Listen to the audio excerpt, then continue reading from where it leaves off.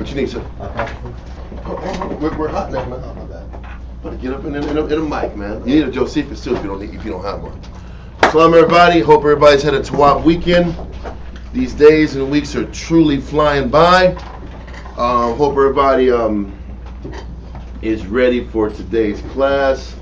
I want to make sure I start off and preface the fact that I'm really heavy on giving credit where credit's due. This is Kawal Cobb, brother in Kawal Cobb's class. He told me, he urged me to go do it because he knew I had the time to go thoroughly through it over multiple weeks of class. He teaches once a month, so he wouldn't have the time to consistently go through the topic. So we're going to go into Ezekiel 38 today. But the title of the class is The End of U.S. Unipolar Hegemony. And that sounds real weird, a whole bunch of big words. But unipolar just means the United States sole power, sole global power in the whole entire world. Yes, there's one dominant nation. Because since World War II, you've had the United States and Russia fighting and going at each other doing their quote-unquote Cold War since 1945. And that Cold War was silenced in approximately 1991. Okay? In 91, Russia fell. And for people that are new, because everybody knows these type of terminology. Cold War means they're at war. There's not a technical missile shot, not a bomb dropped. It's a hot war. It means that there's weapons, there's explosions, there's missiles launched. Another way to explain it, it's a proxy war. Okay. Cold War is a proxy war.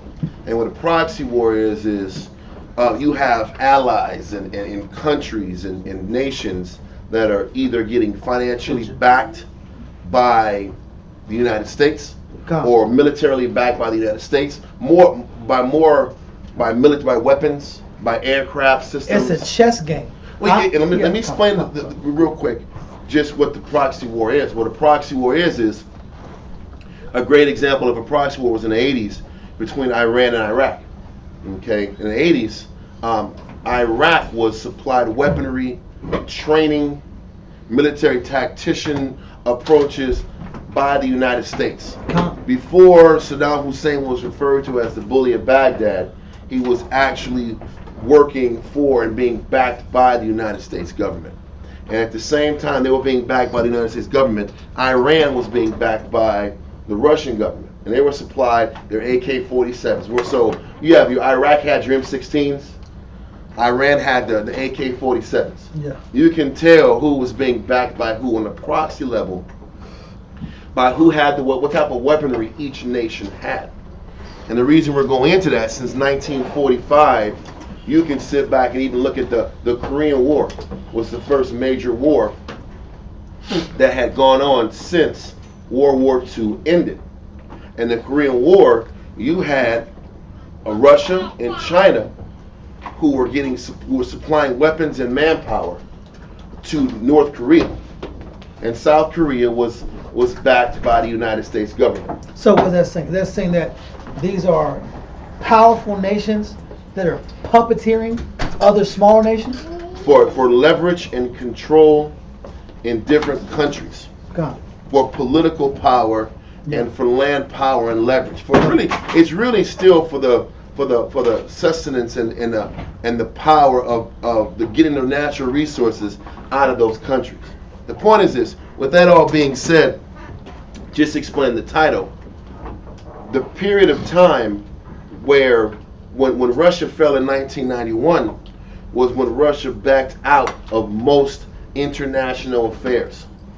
And then now it was America's opportunity to completely just run roughshod through the world. And why did they back out? Because they were broken. Listen, they had to sit back and sign treaties for peace.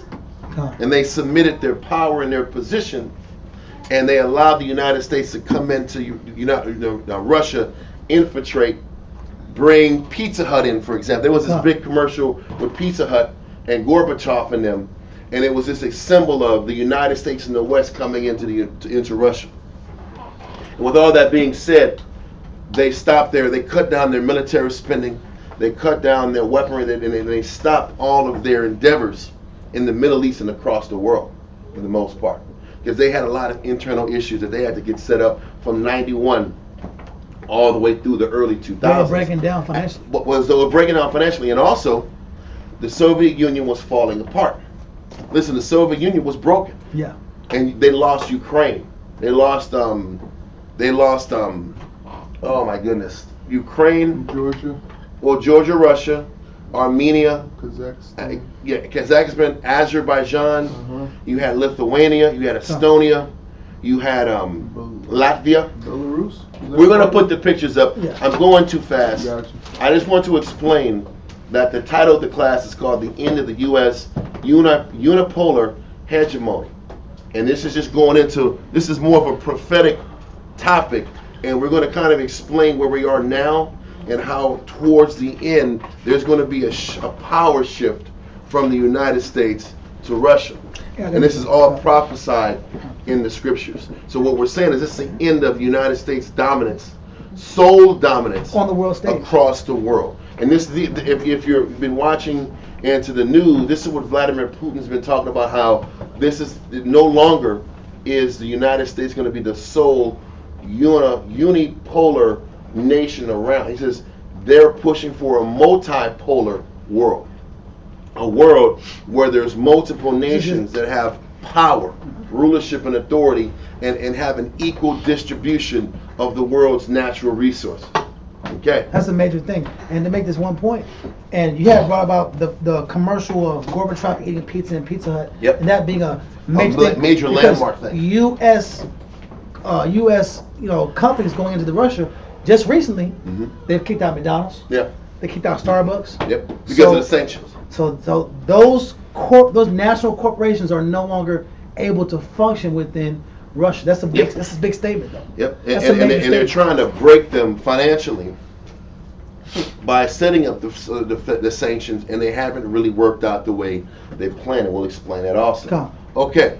So we're going to do first. Let's get to Ezekiel chapter 38. Ezekiel chapter 38 and verse 1. We're going to go from verse 1 through verse 3. Ezekiel chapter 38, verse 1.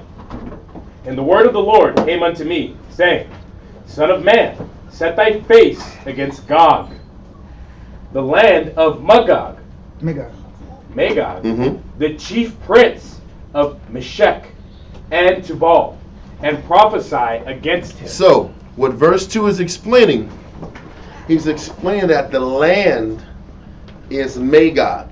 And we're going to explain where Magog is on the map and scripturally where it is. And we're also explaining that Gog is referred to as the chief prince of Meshech and Tubal, which means that Gog is referring to the head of state of Magog. So Gog is not another city. Gog is the leader of Magog. Okay? Gog is the leader of Magog. Because a lot of times you'll see on the internet, you really can't use the internet on these explanations because they'll say Gog is one place, Magog is another place. Gog is the leader or the head of state of Magog. Does that make sense so far? Would that be like Washington, D.C.? No. Gog is talking about, if we're talking about right now, the Gog, the leader of Magog would be Vladimir Putin. Okay. But I'm not going to say that this prophecy is directly talking to Vladimir Putin because nobody knows specifically if Putin's going to be around in 6 months. If he might not get assassinated in a year. Nobody knows. So the message is directed to the head of state or the president of the country of Magog. We clear so far? Okay, read on. And it says the prophecy was against him. So as you read in chapter 38, you're going to read initially that the prophecy is showing where he's going to find success. Chapter 39 explains when he's going to have a downfall, or the nation is going to have a downfall, and the leadership is going to have the downfall. Let's continue. Verse 3. and say, Thus saith the Lord Yahweh, Behold, I am against thee, O Gog, the chief prince of Meshech and Tubal. So he's still letting us know that he's not with this nation. But we also have to understand, hold this and go to Daniel chapter 4, verse 17. Daniel chapter 4 and verse 17. Daniel chapter 4, verse 17. Let's get there. Make sure we get there first. Daniel chapter 4, verse 17. Let's do it. Daniel chapter 4, verse 17. This matter is by the decree of the watchers, and the demand by the word of the holy ones, to the intent that the living may know that the Most High ruleth the kingdom of men. So even though we have Edomites in power right now, the Most High is still in control of who's in power, and he's also in control of who is to come later on in power. Okay? And we also have to understand, as we're going through Ezekiel 38, we're starting to also realize that he has been in control of Daniel what? 4 and 17. Slack it. Daniel 4:17 for the blue book. It's page 422. Here you go, sis. So what's being explained is that the Most High is in control of who is in power now, which is the eagle, which is the fourth beast that was explained in Daniel chapter 7. And the Most High is in charge of the next Edomite nation of the eagle that's about to rise up and usurp America. Okay? Now, normally Kabul would go through like Daniel's 2, Daniel 7, then he will go all the way through Revelations 13, then he jumped to Revelations 20.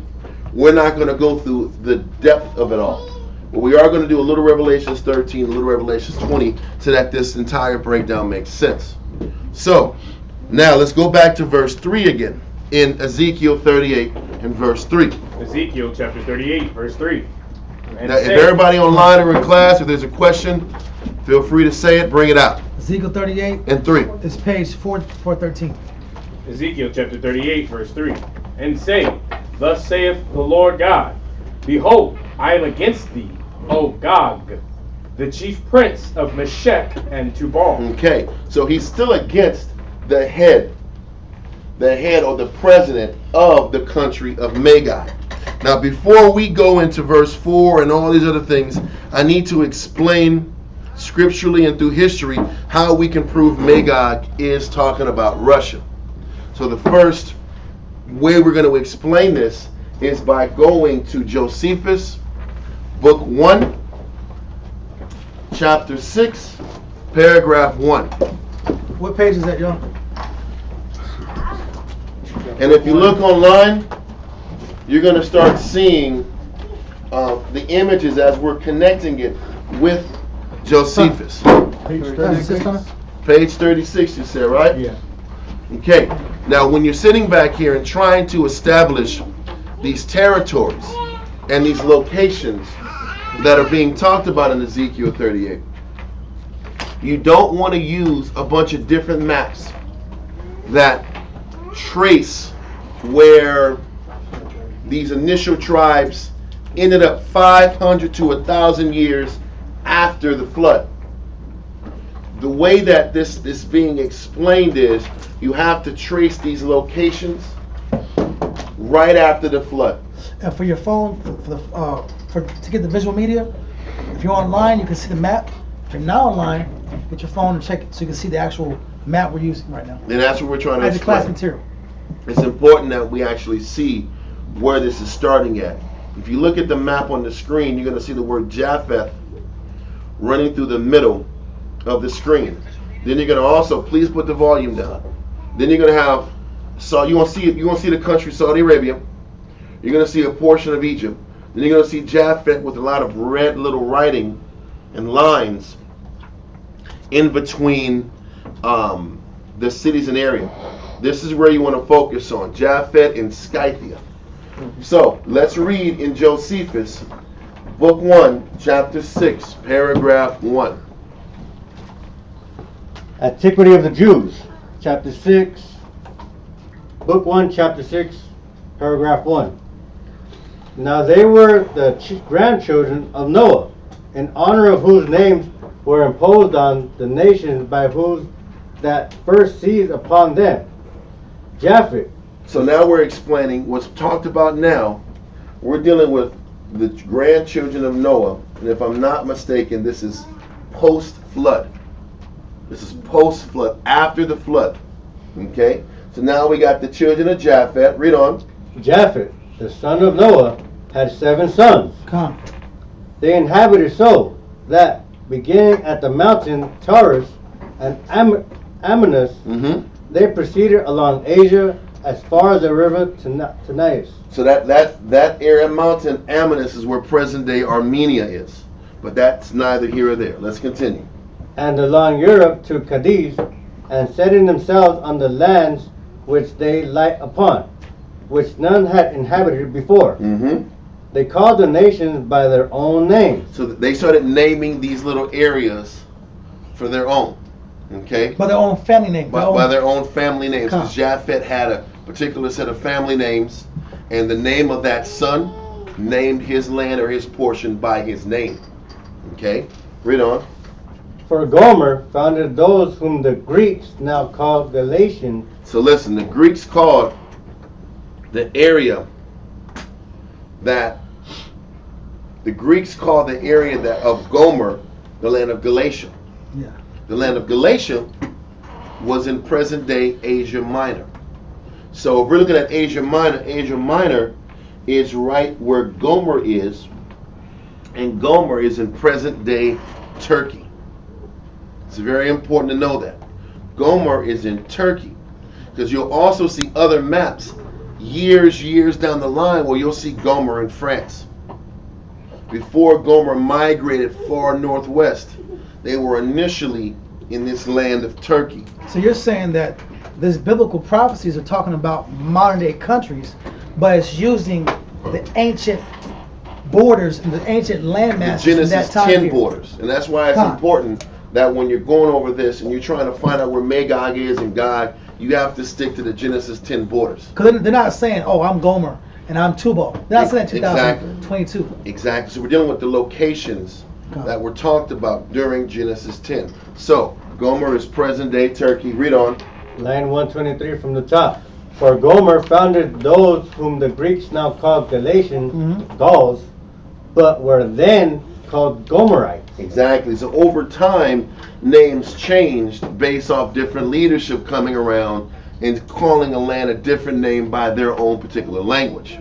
Read on. Magog founded those that from him were named Magogites, but who are by the Greeks called Scythians. So, Magog, that the original name Magog was from the family of Japheth. Yeah. Also. But when the Greeks came into power, they called those Magogites Scythians or Scythians. And the importance of this is, when we got put in captivity, we went from Judah, Benjamin, Levi, Simeon, to what? Negro, West Indian, Haitian, Dominican, Puerto Rican, based on who's in control. So now when we're looking on the map now, you'll see Magog is around the Russia area. Okay, you see Magog is in Russia. Now you also see in this map where Gomer ended up going later on. But we're not focusing on where Gomer went later on. How do we know that? We're going to hold this and go back to Genesis 10. Where did Gomer start? And I know you guys can't see that arrow, but I'm trying to put that Gomer is right in the middle. Then you'll see on the top right hand corner, you'll see Magog, you'll see Scythians, and you'll see Rosh, the land of Rosh. Rosh ended up being changed to Rus, which ended up being referred to as Russian. It's top right hand corner where you'll see Rosh, Scythians, and Magog. Yeah, okay. In smaller letters. It's in smaller letters, and it's going north and south instead of east and west. But he's telling you that was where Russia initially was established. Now we're going to see another image Now we read earlier that Russia, Magog was changed and called Scythian or Scythia by the Greeks. We're going to find out where the land of the Scythians ended up being. Look at the map right there. Scythia is all where Russian territory is. Okay? To this day. To this day. Yeah. So the land of Scythia, and you'll even see, Scythia is Russian territory. Why is that important? Magog, that land of Russia was called Magog first, then it was changed to Scythia, then eventually it was referred to as Rus, the land of Russia. Okay, so Russia this is came how. from Rus. Yes, and Rus came from Scythia. Scythia came from Magog. Okay. Okay, That makes sense. so this is how the progression of Magog, and this is how you can prove Magog. You have to go through the maps to explain the origin of where Magog came from. Okay, is everybody clear so far? So now, let me see. So make sure we're good so far. Are there any questions about Russia? Yes, sir. Are these people coming from the from the Israel tribe? No. No, not at all. The Japhetic tribe was not an Israelite tribe. But what you don't want to do is focus too much on their nationality. Okay. What we're explaining now is the landmass Okay. and the land locations. Because the Most High is talking about the land, not the inhabitants. Because over time, the inhabitants have changed. The inhabitants were one nation at one time. They were conquered. Another nation came in. Right. But the landmass stays the same. So the inhabitants changed when the names were changed. Okay. You know what I mean? You're right. It's no different than back in ancient Tyre and Zidon. It was changed to Phoenicia by the Greeks. Right.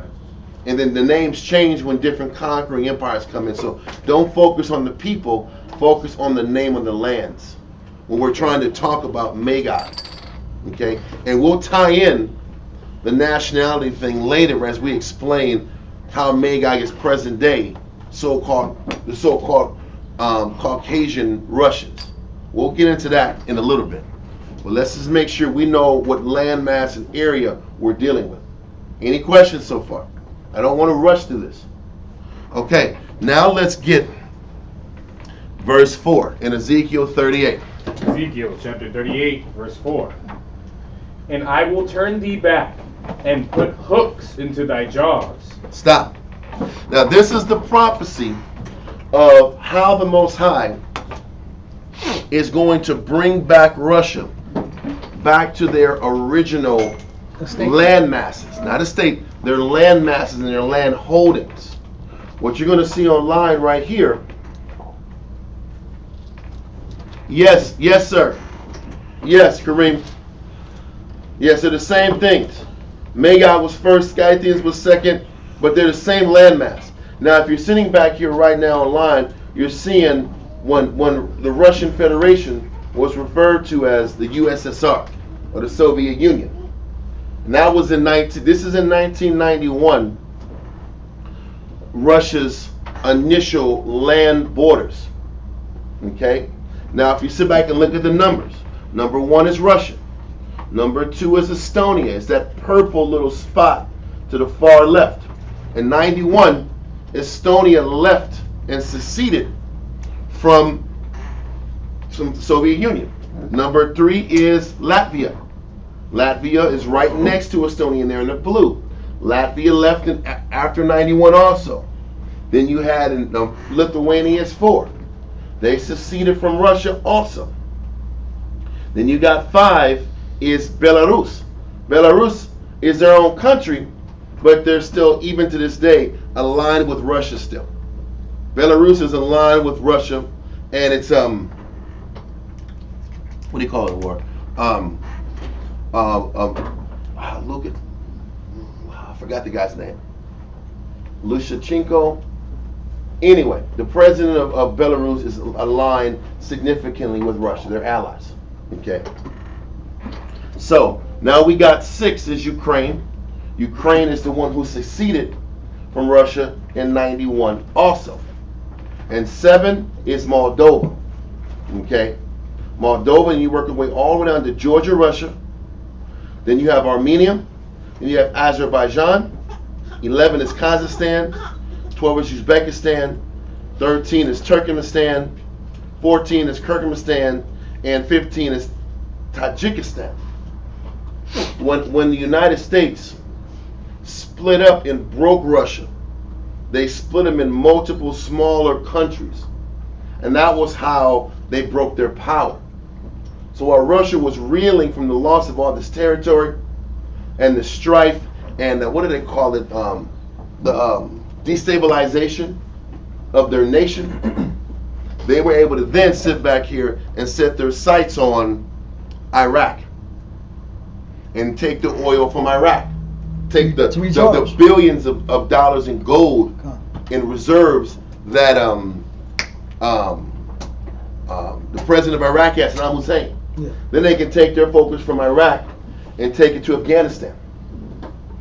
And after breaking Afghanistan and taking $7 billion of their monies, after they sat back here and held their assets on hold, they took $7 billion of their money. Then they focused on Syria. They're robbing Syria as of this day.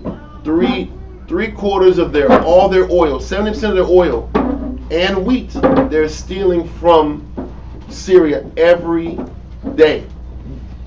But they're broken down. They have to still. They're getting robbed, but there's nothing they can do about it because they have multiple small factions of these wars or civil wars inside their country. Because they've been destabilizing Iraq, Come. destabilizing Afghanistan, destabilizing Syria. The whole Arab Spring was destabilizing the entire Arab country and Arab world in North Africa and in parts of Saudi Arabia and Egypt. What's the point I'm trying to say?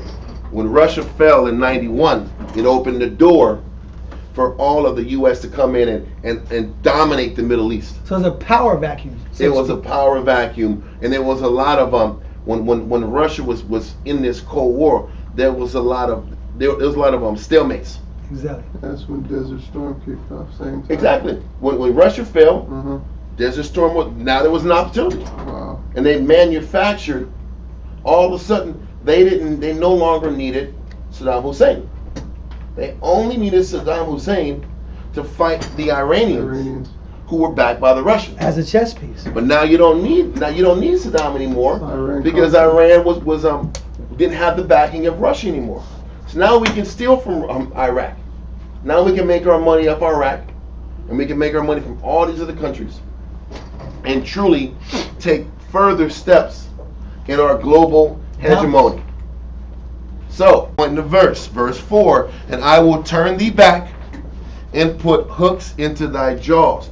The prophecy of what's actually happening right now is Russia being pulled back to their original landmass that they had owned and occupied before 1991's collapse.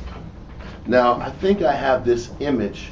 Listen, it's hard to see the difference on this image versus what I'm about to show you. And just for the definition of hegemony, so brothers know, because that term will probably be common. Hegemony simply means leadership or dominance, especially by one country or by one social group over others. Yep. So hegemony means it's just one nation's dominance. Yep. Over everybody else. They're like the bullies. Yeah. So regime. Yep. But it's only one regime that's running all the multiple regimes. So what's happening now? What makes what's happening in Ukraine so significant is that well, before I go there, I have to explain this. That once the Soviet Union collapsed in '91, they had a long period, I would say around 10 years, of stagnancy, of poverty, how the oligarchs ran the entire, there's like 7 to 10 oligarchs that ran the entire country. Corruption ran rampant. You had Gorbachev, Mm-hmm. Then you had, what was the other guy's name? He was a big drunk, man. And he was a real big friend with the United States. Boris Yeltsin. It was Gorbachev, then it was Yeltsin. And Yeltsin was getting played by the United States. But then what happened is, as Yeltsin his whole empire was collapsing. Then what he ended up doing is giving up his power and recommending Vladimir Putin to get into power. Now, once Putin got back into power in 2000, things started changing. One of the first things they were doing is the Russians were selling their oil to Europe at below market rates. The first thing he started doing is tore up the old contracts that they had with Europe and with NATO, and forced the signatures and forced the deal to get at least the oil that they were selling at market value. He started reestablishing the economy one. Then he started sitting back here and he started breaking the oligarchs and making them lock into his way of doing things. And what's an oligarch? Oligarchs are like, in the United States you have corporations that run everything. In Russia it was oligarchs. It was just high-ranking dudes who had all the money. Like a monopoly? Yes, but that happened during Gorbachev era Russia in '91 when it collapsed. You had a handful of gangsters with all the bread that controlled different aspects of the world, of the country, just like pretty much all the countries in the world operate. And when I was in Guatemala, there was one family that controlled the chicken, one family that controlled the farming sector, one family that controlled the beer consumption. That's a monopoly too. That's an oligarch. Just a different name of an oligarch. Like one family controls all the oil. Yeah. So this is what was happening in Russia. Why am I'm taking my time to explain this, because if I don't, this is not going to make sense. So I would say around 2009, there was a speech that Vladimir Putin made. I think it was the G7 summit, where all the nations were around. And that was when he made the statement that no longer is it going to be the U.S. is just the only unipolar power in the world. Russia's going to sit back here and be a multipolar power also. And the power is not going to be just in one person's hands. Now, the U.S. representative at that time was The boy. no, he was I want to say Biden, but it wasn't Biden. He It was the guy from Arizona, McCain, John McCain. And I saw the image of McCain, and when Putin was saying no longer is America only going to be the power, McCain was like this. He was like, how dare you sit back here and talk this shit in front of all these people? I'm going to come at you. All of a sudden, after 2009, or 2007, it was 2007, that was when all of a sudden the Rose Revolution kicked in. The Rose Revolution is when in Georgia, Russia, the Rose Revolution. Rose Revolution. Then you had the Orange Revolution, which is in Ukraine.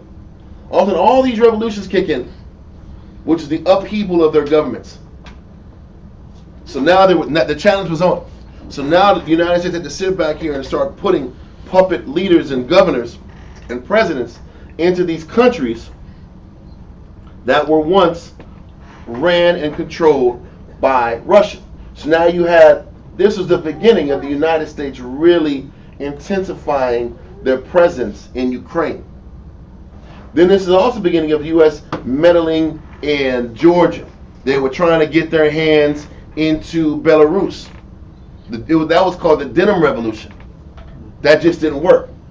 Now this is when guys like George Soros come in here and all these financial backers that come in here to try to break down the infrastructure of the countries, to bring in their puppet leadership.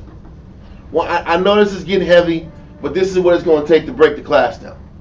So anyway, since 2014, well, I'm going to say they started building up their focus in Ukraine since 2009. U.S. By 2014 was when Russia got involved and started making the assertion that, listen, Crimea is Russia's. Crimea is Russia's. It's that little area in that yellow that's in the water. Mm-hmm. That's Crimea. The island. And then there's a portion of the yellow that's aligned towards the east, which is Ukraine, but the people of the Donbass and Lysychansk area, those people are mainly Russian speaking. What's been going on in Ukraine for many years is that you have a pro-Ukrainian side, and you still have people in Russia that speak, that in Ukraine that speak Russian and maintain Russian culture. This is what they don't tell you on television. They don't tell you this on the media. They make it seem like, oh, these Russians, these dirty ass Russians come and killing innocent people. The United States has been instigating these wars between the Ukrainian people that are pro-Ukraine and Ukrainian people in Ukraine that speak Russian, that are pro-Russian, that really want to secede back into Russian And their territory. bloodline goes back to Russia. Well, the whole place goes back to Russia, but there's a certain group on the eastern side that actually are still Russian speaking, and they've been the ones that Ukraine has been bombing, attacking, and brutalizing, And publicly mocking. Now, what's been happening is since February, the end of February, there was intelligence from Russia that the Ukrainians were going to cross over on that eastern side and take over that land that is still Ukrainian, but it was pro-Russian. Okay, now listen. Ever since drive them out of there, maybe just back into Russia. And quote unquote ethnically cleanse them. Right. And that scenario has been building up since 2014. What they don't tell you is that NATO and America have been training over 500,000 Ukrainians to get and to prepare war against Russia. This has been going on since 2014. Between northeastern Ukraine all the way through southeastern Ukraine is the distance from Britain to Germany. It's a lot of space that has to get covered. And they took 6 to 8 years building forts and fortresses to withstand Russian attacks. So what's been happening is when you go back to verse 4, read verse 4 again. Ezekiel chapter 38, verse 4. It says, "And I will turn thee back and put hooks into thy jaw." Contrary to what they tell you, prophecy says that the Most High is in charge of pulling Russia out of their Russian Federation boundaries, and it's pulling them back into their USSR boundaries. Now, how we know this is prophecy as of today is because last month in September there was a vote. There was a vote to determine the people of the Donetsk region, that whole eastern region, and the southern part, the eastern and the southern part of Ukraine. They were allowed to vote to determine if they wanted to stay Ukrainian or if they wanted to secede to Russia. 4 provinces agreed to go to Russia. So now they're Russian territory. So now when you hear in the news about the Russians sitting back here adding 300,000 more men and training them and bringing them out there to the region, they have to sit back and protect those people in the east and the south. That's part of Russia now. So now that this part of Ukraine, I had the image, I don't have it on me right now, that part of Ukraine is now cut in half. A large portion is now in Russia's control.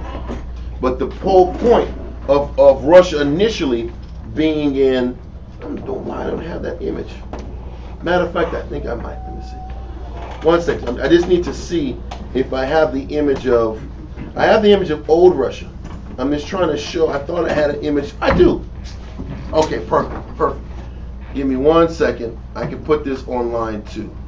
I could have swore I put this in here.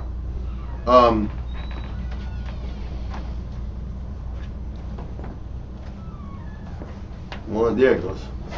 Okay, so now this is what I'm trying to show. If you look online, Luhansk, Donetsk, Zaporozhye, and Kherson is now Russian territory.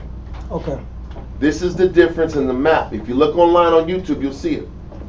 You'll have Luhansk, Donetsk, Zaporozhye, Kherson. That initially was Ukraine. You see in the image, annexation of southern and eastern Ukraine. Now, is that the more fertile part of Ukraine? It's part of the fertile part. Listen, Ukraine is about to get landlocked. There's only so much land left before they have no access to seaports, which is going to destroy their economy. That's right. But these, yes, And not only that, people forget when Trump got into office, that's when he was very, very cozy with them Russians. Yeah. You know, and to the point whereas I think Harry Kissinger since '72, he held, just like you said, he held all them puppets up in Georgia. Yeah. You know, had troops up there, little base up there. Trump cleared all that out, and they ran immediately in. I don't know if y'all seen that on the news. Oh, no doubt. And it's right next to the water. They also found that there's massive oil right outside of Ukraine in the water. They say that's the reason. Well, it's that, but it fulfills prophecy, I guess. And that's what I'm trying to say. The Most High is setting up all these different factors, and what you're seeing now, this annexation literally happened 2 months ago. And this is a fulfillment, the beginning of the fulfillment of the prophecy, where the Most High is drawing them back, putting hooks into their mouth and drawing them back to their original territory. Their original territory. Which is going to destroy, which is going to rip up the modern political condition that's in Europe and the world. And what's happening is this situation is, this is the beginning of this process happening. This is not the end. This is the beginning. Because even if you're sitting back here and keeping up with the news, there is a false flag that's being rumored out in the public, and there's a dirty bomb that the Ukrainians are putting together, and it's not just the Ukrainians; they're under orders of the West. And what that means is, and what that dirty bomb is, they're going to sit back and drop a nuclear bomb in Ukraine. And they're going to say that the Russians did it. And when they do that, that's going to open the door and justify what? We got to all come out here guns blazing and defend and protect the people of Ukraine. This is what was done in Rome with Nero. Nero sat back here and burnt his own city and said what? The Christians did it. And they used that narrative and propaganda to wipe out the Christians. They did the same thing in Pearl Harbor. What people don't know is that the people in the United States were anti-going to World War II. So they had to create a justification to go to war. So they created this false narrative to blow up some old naval bases and old naval carriers in the Pearl Harbor region to justify the movement to go out to war. This is the propaganda machine of this country that's made this place so powerful from the beginning. The propaganda, I don't want to go on propaganda, we'll go into that later. That's another Revelations chapter. But all I'm trying to explain in verse 4 is that the hooks being drawn back into Russia is already happening. Russia's getting pulled back to their original borders. And what's happening is Belarus, which I told you, that country on top, is that country in the number 5. They're sending troops down to the west, okay, near Lviv, which is near Poland. They're going to sit back and bottleneck Ukraine. But also what's happening is, I don't know if y'all heard, that the 101st Airborne is in Poland. And they're getting set to come into Ukraine, and the war is going to start to escalate. Because until now, for the most part, the war has been a proxy war too. The United States has sent $50 billion in supplies and aid to Ukraine, to the 600,000 Ukrainian soldiers to fight the Russians, but they're losing badly. The only way they can sustain their investment is if they start bringing troops in. It's going to be the 101st Airborne, which is United States based military group. Then you're going to have NATO coming right behind them. And when that happens, all hell is going to break loose. All hell is going to break loose. These issues are closer. This end is closer than people think. Everybody's sucking and jiving and watching funny shows and and ridiculous sitcoms and laughing and joking, when a lot of things the symbol of the end of this country is really starting to happen. We're going to explain how that's going to happen later on as we explain it, as we keep going. So give me verse 4 from the top again, yo, up. Ezekiel chapter 38, verse 4. And I will turn thee back and put hooks into thy jaws. He's going to, listen, this is the prophecy the Most High said is going to happen. He's going to bring Russia back to their original borders. That's the first thing that's going to happen. And as you're seeing, this war started in February. We're here in October, and they're taking small chunks at a time. So this thing isn't happening overnight, but it's happening. So the first prophecy is that Russia or Magog is going to get back to their original borders. Read on. And I will bring thee forth. And then, after they get their original borders, it's not going to stop there. Then they're going to get drawn forth. I mean, they're going to start pushing past their original borders, and they're going to start entering Poland, Germany, so forth and so on. Eventually, Britain. They're going to take over all of Europe. This is what prophecy is saying. It's not going to stop with them just covering their original border. And they know that. The hook was to bring them in here. But what's happening is the reason the hook is explained by the constant provocations. If they just would have let, the West is not allowing this annexation to fly. Yeah. The West can say, you know what, let's stop it. There was a funny thing. Zelensky, which is the president of Ukraine, was about to negotiate peace with Vladimir Putin, I would say in April, May.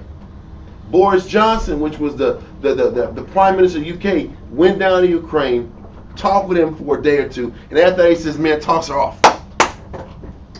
I'm not sitting back here doing nothing. And ever since then, his only thing is, I'll only talk if Vladimir Putin steps down. Come on, it's not going to happen, bro. So obviously it's not going to happen, and this has been, they're getting egged on. They're constantly bombing these people of Donetsk and Luhansk and Zaporozhye and Kherson now. They're still attacking them. They're still attacking civilians, which is really a war crime. Nobody's talking about.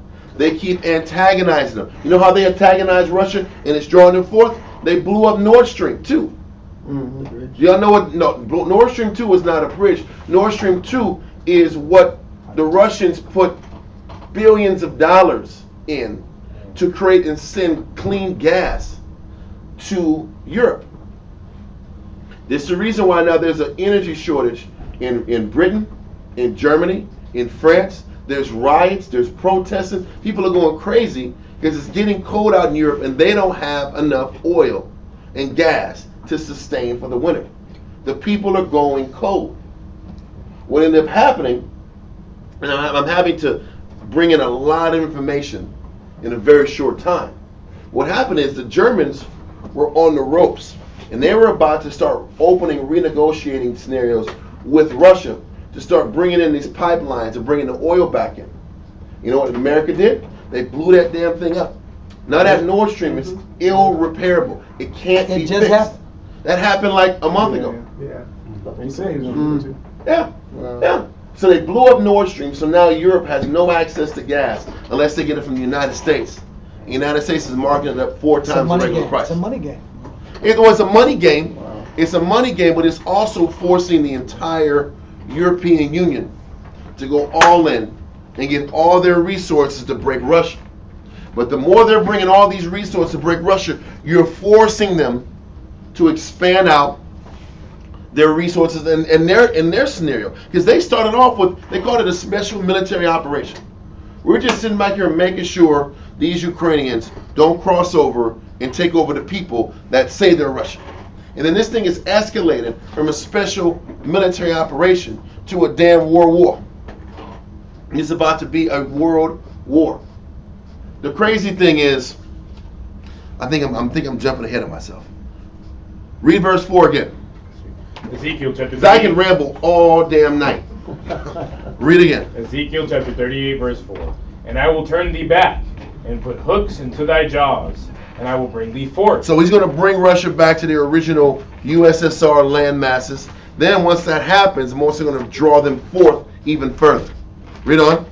And all thine army, horses and horsemen, all of them clothed, with all sorts of armor, even a great company with bucklers and shields. What that's saying is, it's going to get to the point that Russia unleashes their entire army.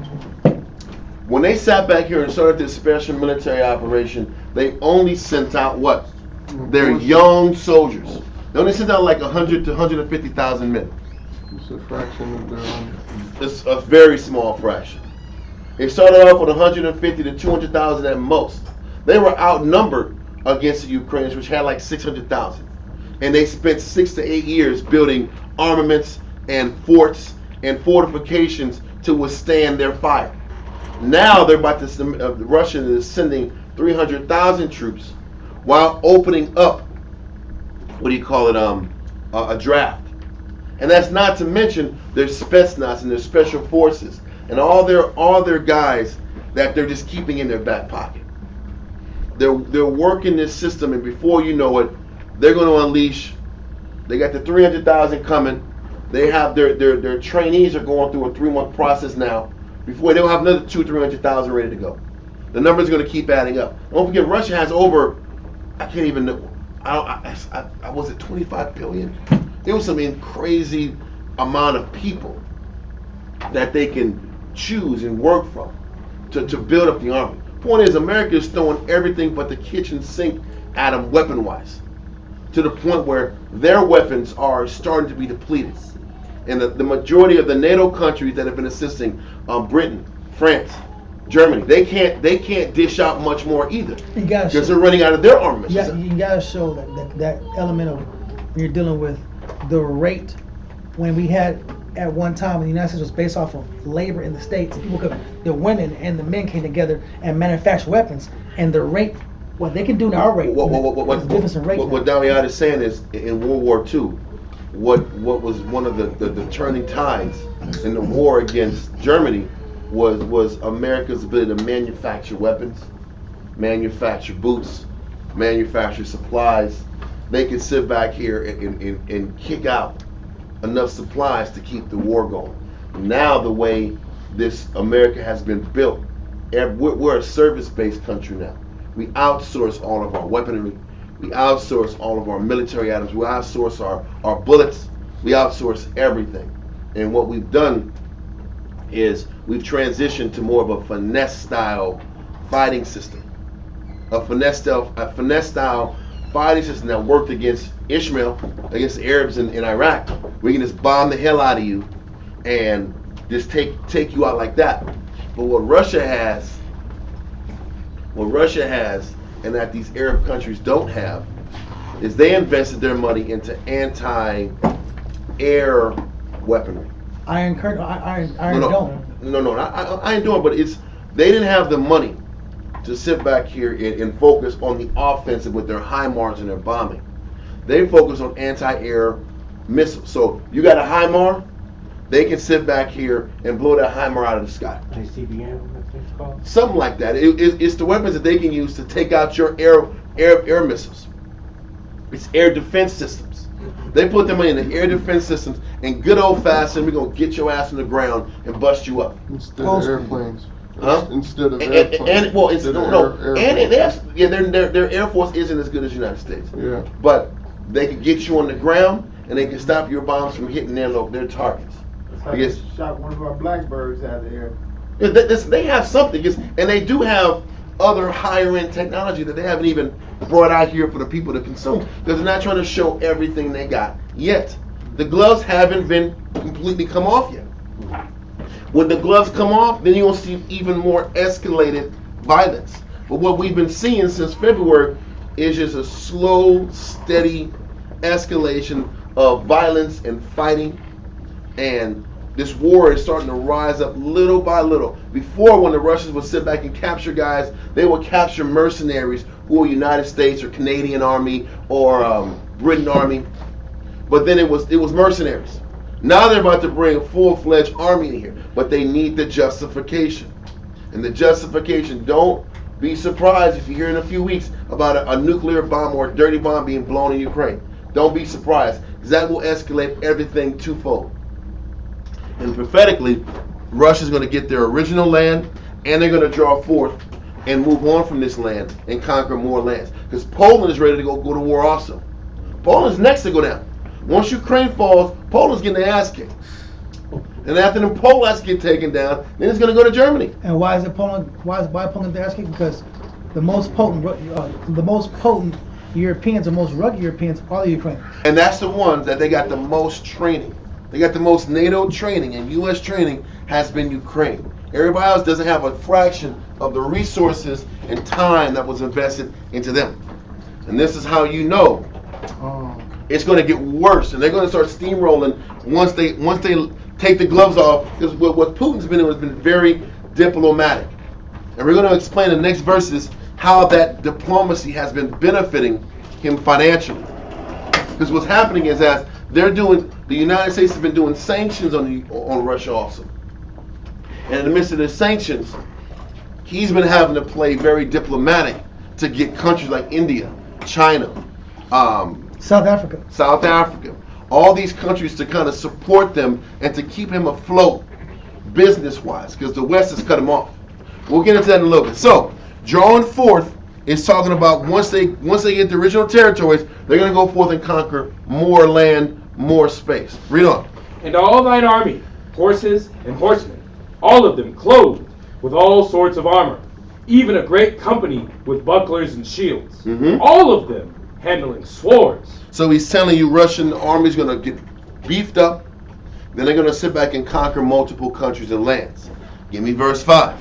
Persia, Ethiopia, and Libya with them. So now he's explaining who are the cast of countries that are going to support Russia. Now we're going to first of all deal with Persia.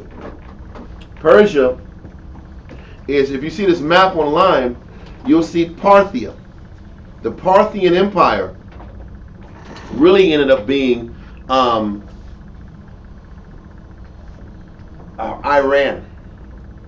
Okay? The Parthian Empire is the Iranian Empire. And if you sit back and look online, the country that's been supplying Russia with all of their what are those damn bombs? Drones. The drones. Listen, Iran has been supplying Russia with all these drones that they've been using to really cripple the Ukrainians. Iran is a backer of Russia. This is the prophecy, and in present day, they're backing Russia. Okay, so Iran and the ancient Parthian Empire went as far as India also. So the ancient Parthian Empire was Iran and India. And if you sit back and look at present day, those two countries back Russia, Iran and India. We're going to show you in what way they do. Now, what's the other one? So it says Persia, Ethiopia. Now we have Ethiopia.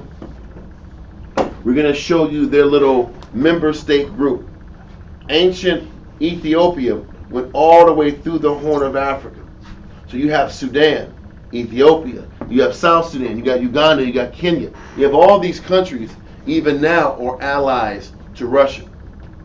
And the reason that these countries are allies to Russia is because Russia and also China give these guys better deals on loans.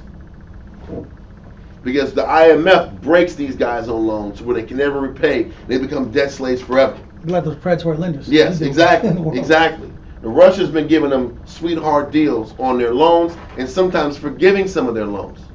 So because of that, a lot of these African countries are starting to side to Russia. So now prophetically, you got Iran, you have India, you have the whole Horn of Africa, and a lot of other parts of Africa are supporting Russia. Then you have Libya. Libya is North Africa. When Hillary Clinton and Barack Obama and them took out Muammar Gaddafi, Russia had interest in Libya at that time also. So Libya prophetically is being said to back Russia also. There's a number of countries that are starting to slide over to Russia as we speak. Now the way they're sliding over to Russia is through a couple of different organizations. Let's get verse 6 first, then we'll get into those organizations. Verse 6, it says, Gomer and all his bands. Now we talked about Gomer and his bands, his armies. The second largest NATO army is Turkey. Okay? The first is Ukraine, the second is Turkey. But you guess what? Turkey is allies with Russia. There you go. Now the crazy thing is Well, they Turkey weren't. is part of NATO. Right. Turkey is part of NATO. Double dip. But there's a president named Erdogan. He's cool with Russia. You see a bunch of pictures like this. He's shaking hands, smiling. Everything's cool. Wow. Huh? He said he was playing neutral, right? He was playing neutral with. Well, the funny thing is he's with NATO, They get paid. and they were like 3 months ago. NATO was trying to get Finland and Sweden into NATO. Finland and Sweden are right on top of Russia. Erdogan said, "We need your vote. Turkey, if you vote them in, we can get those two countries, which are too dangerously close to Russia." Russia's been saying since '91, stop bringing NATO countries east. So NATO's trying to sit back here and bring these people up here. Turkey said, okay, we will do this if you give us all of our extremist groups that have been giving us problems that went to your country for, yes, bring them to us, let us deal with them, and we'll vote them in. So then once he did it, he killed those guys. Then he went right back to work with Russia. Yeah. Because that's how this guy rolls, bro. Wow. Now another reason Turkey is cool with Russia is Russia's going to give them a sweetheart deal. We talked about that Nord Stream 2 that got busted up, right? Look online. Now there's called a Turk Stream. A Turkey Stream. Now it's a Turkish Stream. Now what Russia's going to do is make Turkey the energy hub for Europe. Damn. They'll get rich. So off now this. you look at the map, Russia's going to bring all their oil to Turkey. And Turkey can distribute the oil to Europe as they please. Super rich. So now they're But rich. keep in mind, America had bases over in Turkey. America got bases in all these places. Yeah. I'm going to show you a picture. Matter of fact, I think I got it on. That's what pisses them off. Turkey But was allies with the United States Yeah. during the Cold War. yeah. That was U.S. is allied during the Cold War, while Cuba was allied with Russia. See, I got to show you all this base thing. We're going to do Turkish Stream first. You see the Turkish Stream. Russia, they have this, it's the oil stream all the way, it's the little red dot thing. It's already set up. They're going to use Turkey as the hub. Wow. They're going to bring, so that's their solution to eventually sustain Europe when Europe is ready to break. Turkey busted. But Turkey is an ally to Russia financially Wow.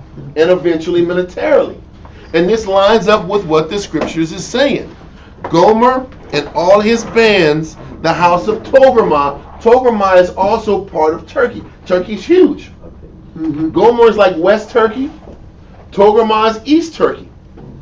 Okay? And this is the proof that they're in alliance together.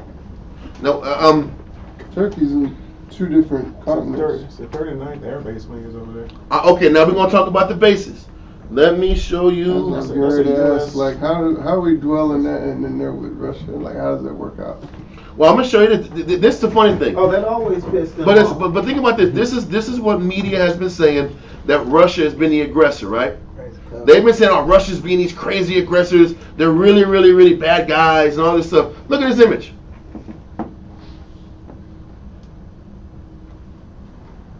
It says Russia wants war.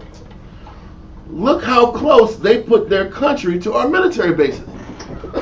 These are all the military bases that are surrounding Russia. Slow delay. I'll see. Oh, it's not doing it? You don't see it. Delay. I'll see There's a that. delay. There it is on now. Okay, it's on there now. Look at it now. It says Russia wants war. Okay. Look how close they put their country to our military bases. And they say Russia's the aggressor.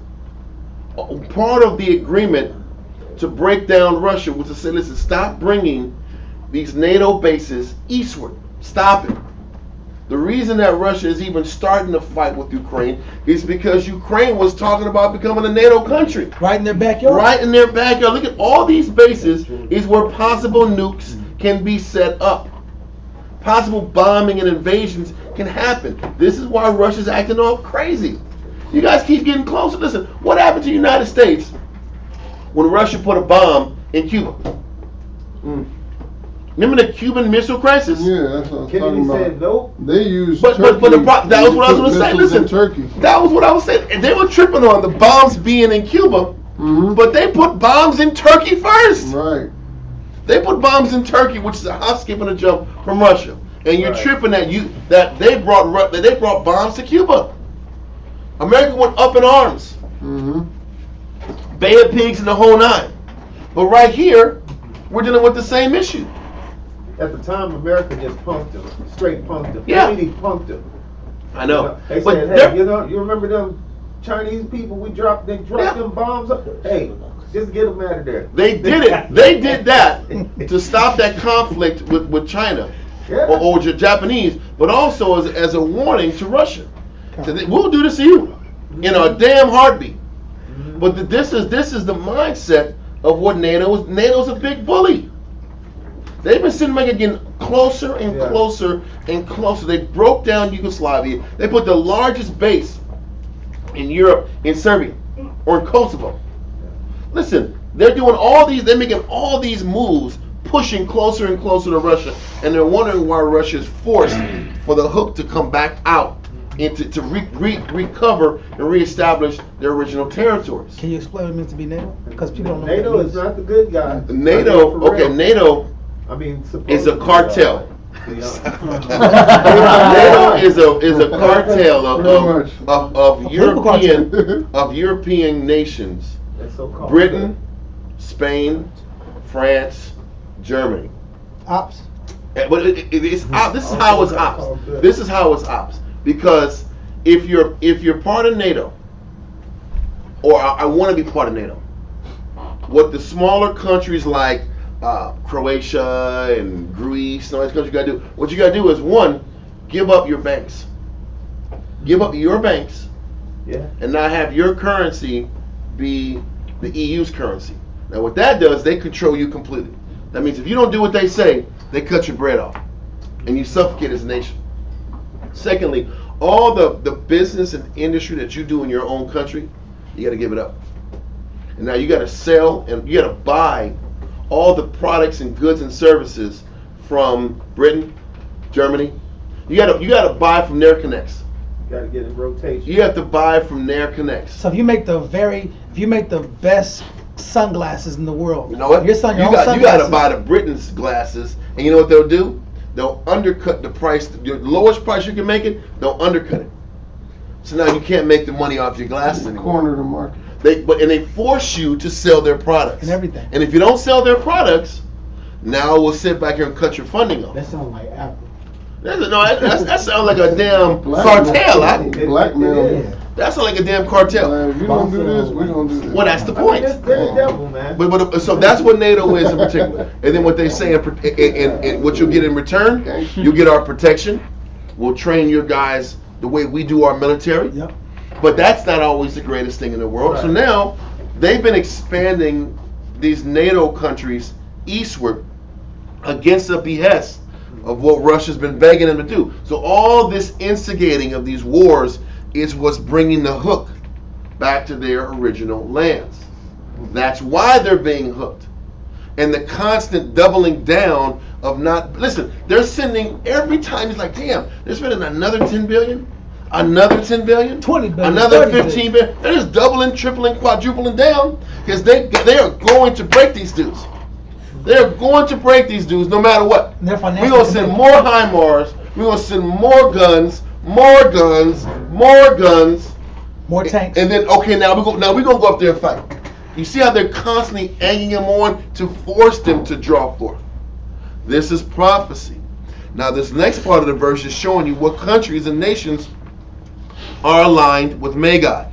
We read Gomer. Gomer is Turkey. Togarmah is Turkey. Read on. Verse 6 from the top. Got you. Gomer and all his bands, the house of Togarmah of the north quarters, and all his bands, and many people with thee. So, what we're going to explain right now is this country, or not a country, it's an organization called BRICS. BRICS is the financial counterpart of NATO. BRICS is Brazil, Russia, India, China, and South Africa. And I would imagine South Africa is still aligned with that Ethiopian horn of Africa. But these are the 5 countries that initially set up economic business with each other. And this is from years ago. These 5 countries: So Brazil, Russia, India, China, and South Africa. What you gonna say? So there's no. Remember, like there's centralized and there's decentralized, right? So now there's not one central financial system. Now there's 2 separate financial systems. Well, and they did that to neutralize the United States. Now you got the 2 of the largest countries have combined and connected. China, three, because you got Russia, India, and China. Powerhouses. They're powerhouses, and they united so that America couldn't run roughshod through the world economically. And this group called BRICS is what helped save Russia when all these sanctions started stacking on them. Yeah. So now as the sanctions were stacking on them by the West, and Russia wasn't able to sell their oil to Europe, everybody thought that Russia was going to fall when they put the sanction on them. They took McDonald's and all the little BS little stores from Russia. But India kind of stepped up, China stepped up, Back them. South Africa, Brazil with their oil reserves, they all backed up and started aligning. Now as Russia has been winning this war in Ukraine, you're starting to see more countries apply for BRICS. You have Turkey is applying for BRICS. Saudi Arabia is applying for BRICS. Iran is applying for BRICS. What's happening is the United States has been sanctioning Iran for years, decades. Now Russia has been helping out Iran, get them out of a financial slump, and vice versa. So all these countries, they thought that they can isolate Russia and break them, but all the countries that have been dumped on have come together and connected and are sustaining each other. To the point where they said Russia has made a profit this year. More money than they made the year before. Listen, bro, their GDP and their money period, bro, has multiplied in the value. How much the ruble is extremely valuable right now. Listen, they're doing business. If you sit back and look online, they're doing business in Africa. That's why I know this prophecies, everything is right. They're in Africa. The African people are like, they're bowing these dudes out, handshaking, bowing, because they're bringing business. They're bringing better deals. You know why they're doing? They're bringing better deals with lower interest rates. What Putin has been saying this whole time is we're going to give the nations a way to sustain and not be debt slaves forever. And give them a fair deal. We'll let you guys breathe. And this is why Africa's on their side. This is why India, they're trying to force India to stop buying from them. We're not doing that. We're not doing it. We're not doing it. We're going to do business with the Russians. China's going to still do the American dollar too. Huh? They're trying to kill the dollar. Well, I know. Well, the crazy thing, what the crazy thing is, part of it. this BRICS group is trying to create their own monetary reserve. That's system. what I was going to ask you. It's too much talking. There's a lot of talking. The money.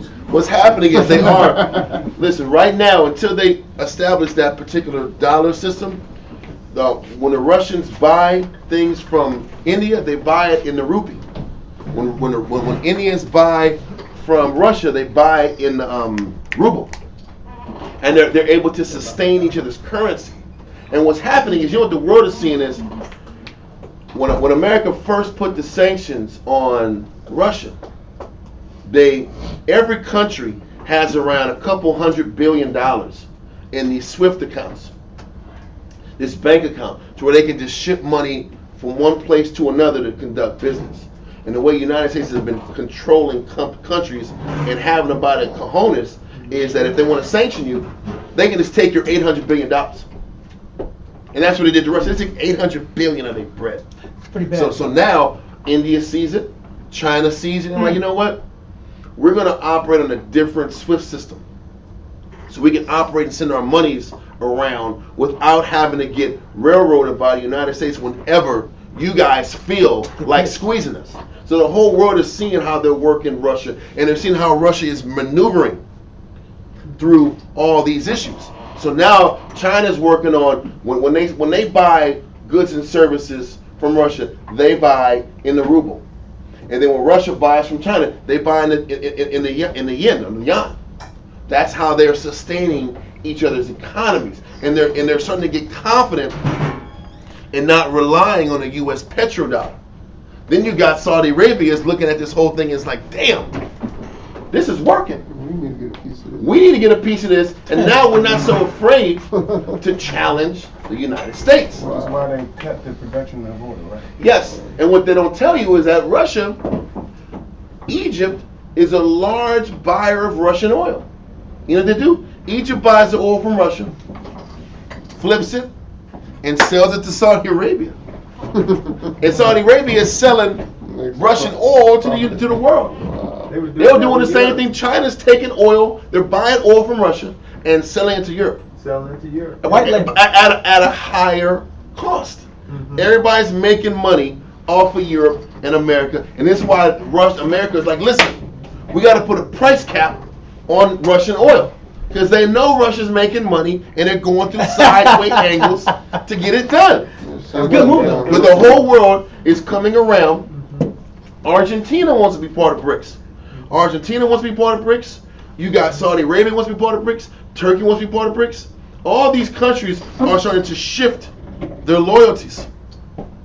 And they're talking about inflation. Inflation is almost completely out in Russia. Where inflation is about to hit this thing triple fold very soon. Everybody's smiling in Russia. They show images of everybody in Russia. Listen, they got heat in their house out. They're warm. And they're like, man, it's going to be really cold out there for you guys in Europe. I hope you guys are going to be okay. They're clowning the Germans and the French. Wow. The Germans are beating people up on the streets. Sacre bleu! They're going crazy out there in France and in Germany. Because they're going through rolling blackouts. And it's about to get colder and colder as the months progress. And America's sitting back here robbing Europe. Right. And Europe's getting screwed over and told to tough it out. It's crazy, huh? No, now I can see why in Revelation it talks about how Europe's going to turn against America. I can see it completely. Because they're screwing them over. In the name of, we got to break Russia. It's a bad deal. Because I'm going to show you an image that has been an image since as long as I'm talking about World War I, World War II. There's always been this philosophy about Russia. Look at this image online.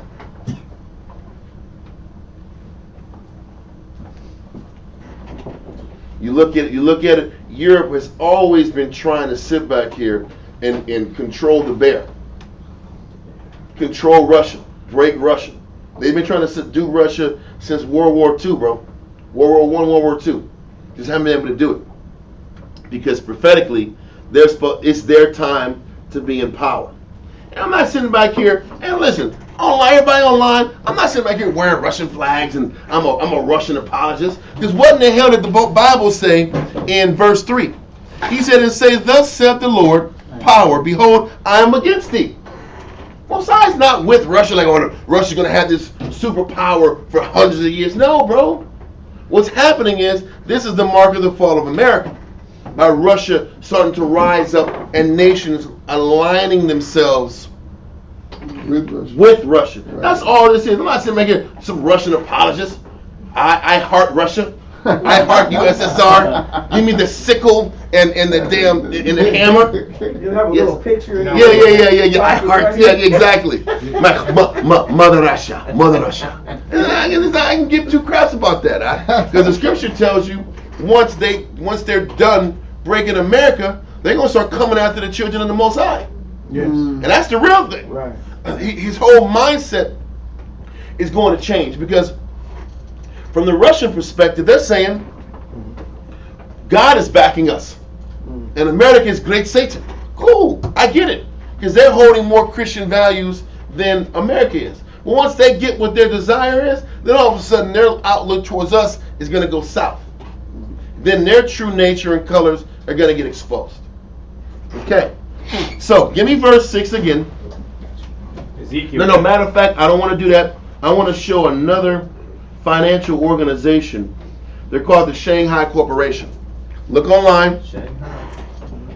BRICS is the major hub that deals on a business level, but the Shanghai Corporation is another group of member states that operate and deal with each other on a financial and business basis. You got the Shanghai Corporation is with China, Kazakhstan, Kyrgyzstan, Russia, Tajikistan, Uzbekistan, India, and Pakistan. Then you have observer countries, which are Iran, Belarus, Afghanistan, Mongolia. Then you have dialogue partners, Turkey. Turkey's bumped up to now, they're applying for member status also.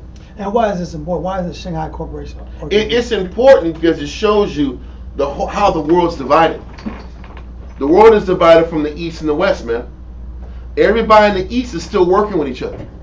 Everybody in the east is still sustaining each other. They're about to build a pipeline from Siberia to China to send oil and gas to China on a way easier frequency. Once that's done, that's a multi-billion-dollar move. That should be done in a few months to a year. They've been making moves to counteract the sanctions since February. And they're doing all these deals with these countries, and they're becoming a lifeline for countries that have been ravaged by debt thievery by the IMF and the World Bank. The United States, NATO. And this affects here. But all this affects here. It all affects here because, especially when Saudi Arabia decides to leave the American petrodollar and starts to pull, because listen, Saudi Arabia has sustained the United States, one, by investing into their bonds, their U.S. bonds, at a high level. That's one way how America's been able to sustain their wealth. The amount of the billions of dollars that Saudi has put into the U.S. bond market. And then two, the ability that the dollar, the American dollar is based off of the Saudi Arabian petrodollar, the oil. Once Saudi Arabia leaves the petrodollar and they align themselves with Russia. Now Russia has all the main sources of oil around the world. And we don't. Because Russia would have themselves, they would have Brazil, because Brazil has major oil reserves. That's why all these Americans been out there trying to steal their oil. Venezuela also. And this is why Venezuela also was a country that's debating aligning themselves with BRICS. Venezuela, Argentina. Then you got those are all oil heavy countries. And this is why they're getting more aggressive in Haiti right now. Yeah. Because they say Haiti recently discovered Haiti has so much oil that they just recently discovered that it makes Venezuela's oil look like a cup of water. Bro, but also in Haiti, Haiti's running around here fighting. They're saying anti-American things. They want the president of the United States pushed into their country out, and they're running around here with Russian flags out. Haiti's running here with Russian flags. The whole world is starting to realize you don't have to bow the knee. If you just align yourself with these guys, they can help get you out of your condition. The momentum is slowly shifting, and this is why America can't not win this fight in Ukraine. They got to go all in, because if they lose Ukraine, they lose world respect. Now they're not the bully in the block no more. Now they can't just flex on every single country, and you start seeing these nations getting bolder and bolder and bolder, and you can easily see how this world is going to start shifting east very soon. And we're still dealing with prophecy, and this is how we know this end times are coming soon, because the power and momentum is shifting from the west to the east. And it's just day by day, if you just watch the news. It's never been that way before. It hasn't been this way ever. Not with America. Either there was stalemates during the Cold War, but there was never the losing of territory.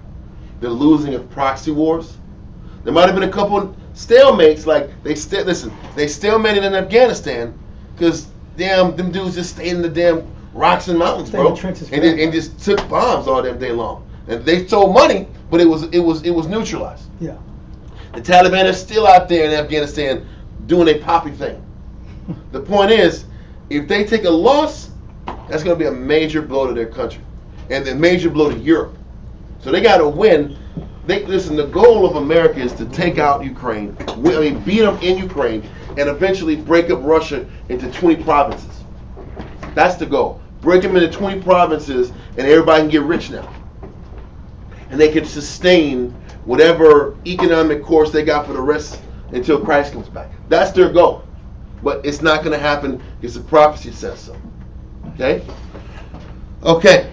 So we went over Shanghai Corporation, went over BRICS. We explained Turk Stream, and we're gonna read verse 7 now. Ezekiel chapter 38, verse 7. Be thou prepared, and prepare for thyself thou, and all thy company that are assembled unto thee, and be thou a guard unto them. Okay. So be a guard unto them. You know what I messed up? I want to bring one verse out. Give me Revelation 17 and verse 16.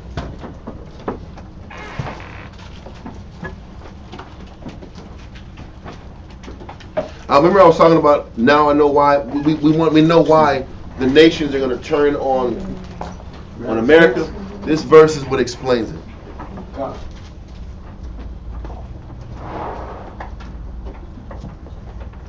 me know when you're ready. I'm ready now. God. Revelation chapter 17 and verse 16 reads. No, I am not ready. I want to put it online. Sorry about that. Revelation 17 verse 16. Read that. God reads.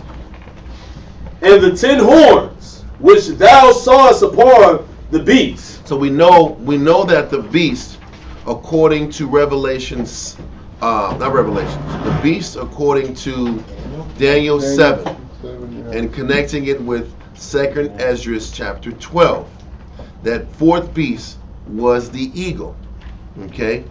And that eagle had 10 horns, or 10 little powers, that at one time, through the whole history of the eagle, had reign and dominance as the leading nation of the Edomite nation. Okay, so these 10 horns, you had your Austrian Hungarian Empire, you had your Spanish, you had your Germans, you had your French, you had your British, English. you had British, yeah. British. You had all these nations that at one time had reign and power in the Edomite kingdom. They had periods of strength where they ruled the earth. Where they dominated the earth. That's So, what the Ottoman 10 Turk horns Empire? really were. Yes. No. Ottoman Turks are Edomites, but they're not really classified as European because they're Mixed Islamic. Gotcha. They're Edomites, but they're Islamic. Okay, gotcha. Okay. Point is that these 10 horns, these 10 nations that supported the so-called white man, which was the beast at this time. Read on. God. And the 10 horns which thou sawest upon the beast, these shall hate the whore. You can see how these nations, these smaller nations that have to serve and follow the so-called white man, will hate America.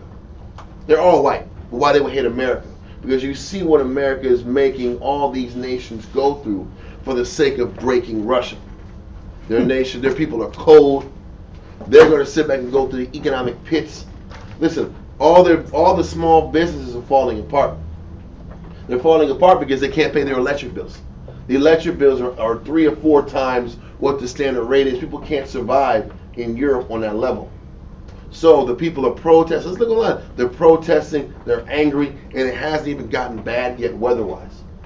So as the Americans are draining them out of their resources and forcing them to sit back and fight this war, this economic war against Russia, it's gonna keep getting worse for them in Europe, to the point where it's not going to be feasible for them to sustain themselves at this rate over time. And because it's not feasible to sustain themselves, they're going to eventually turn on America. Okay? Read on. These shall hate the whore, and shall make her desolate and naked, and shall eat her flesh, and burn her with fire. They're going to sit back here and burn America with fire by sending nukes going westward. That's going to be the end of all this.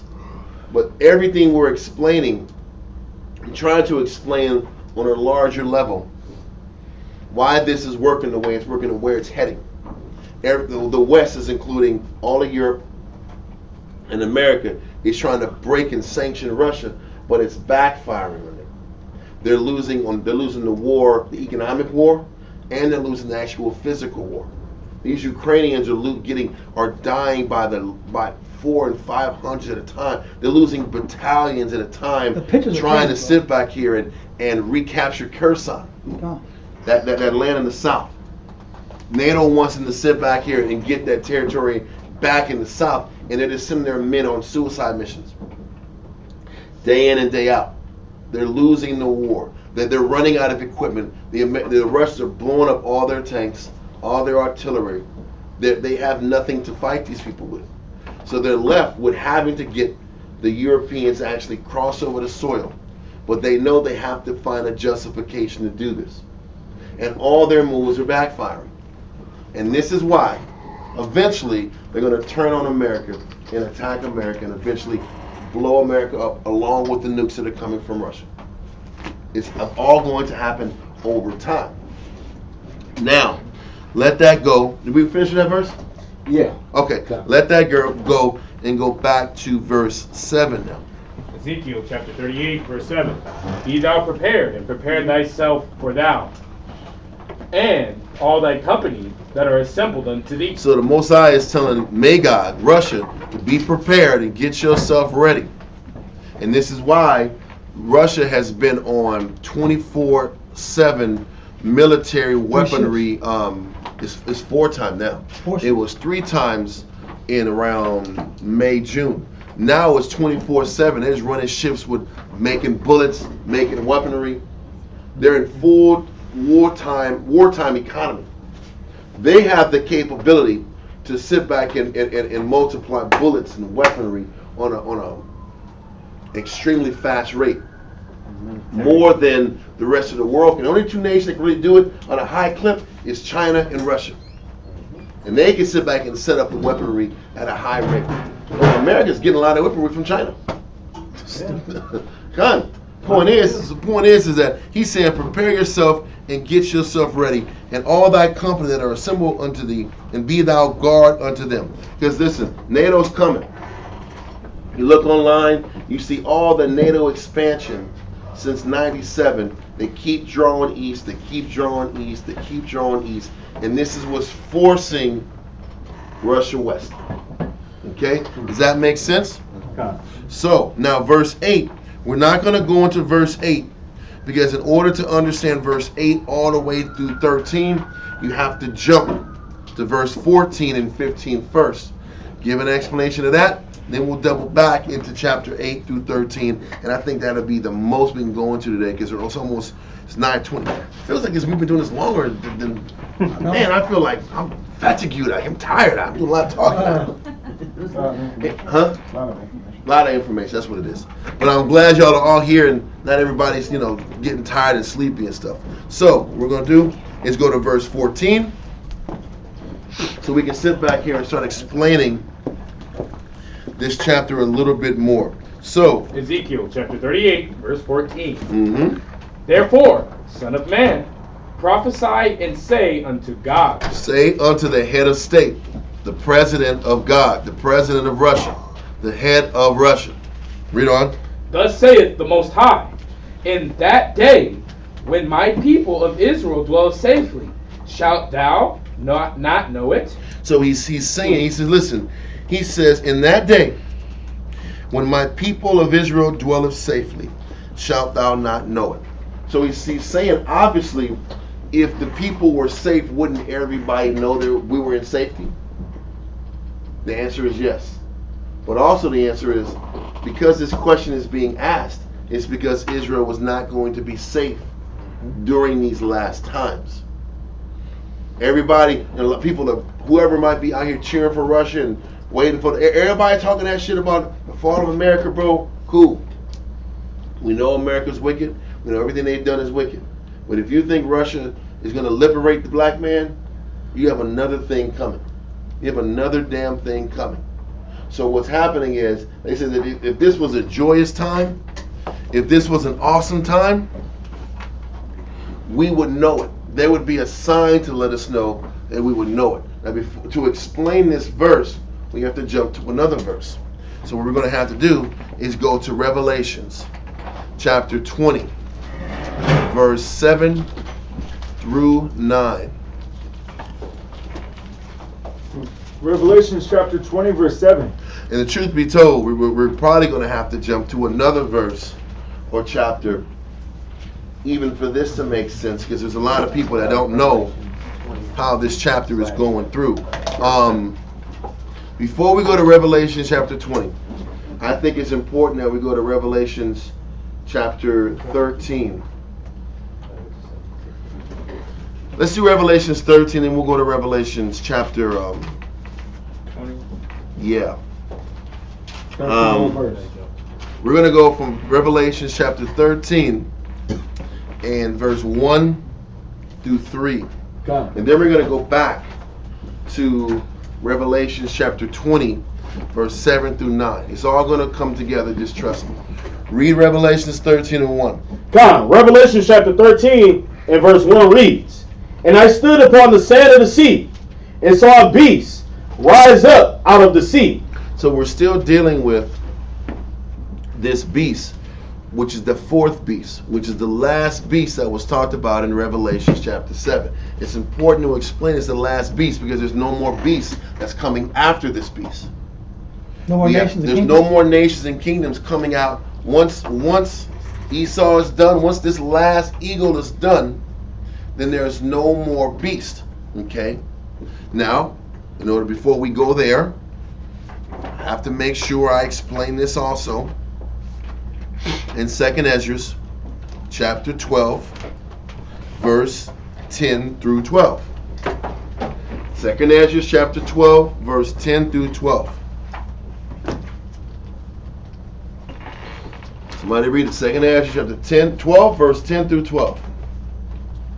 2nd Ezra chapter 12, verse 10. Thank you. And he said unto me, This is the interpretation of the vision. The eagle whom thou sawest come up from the sea.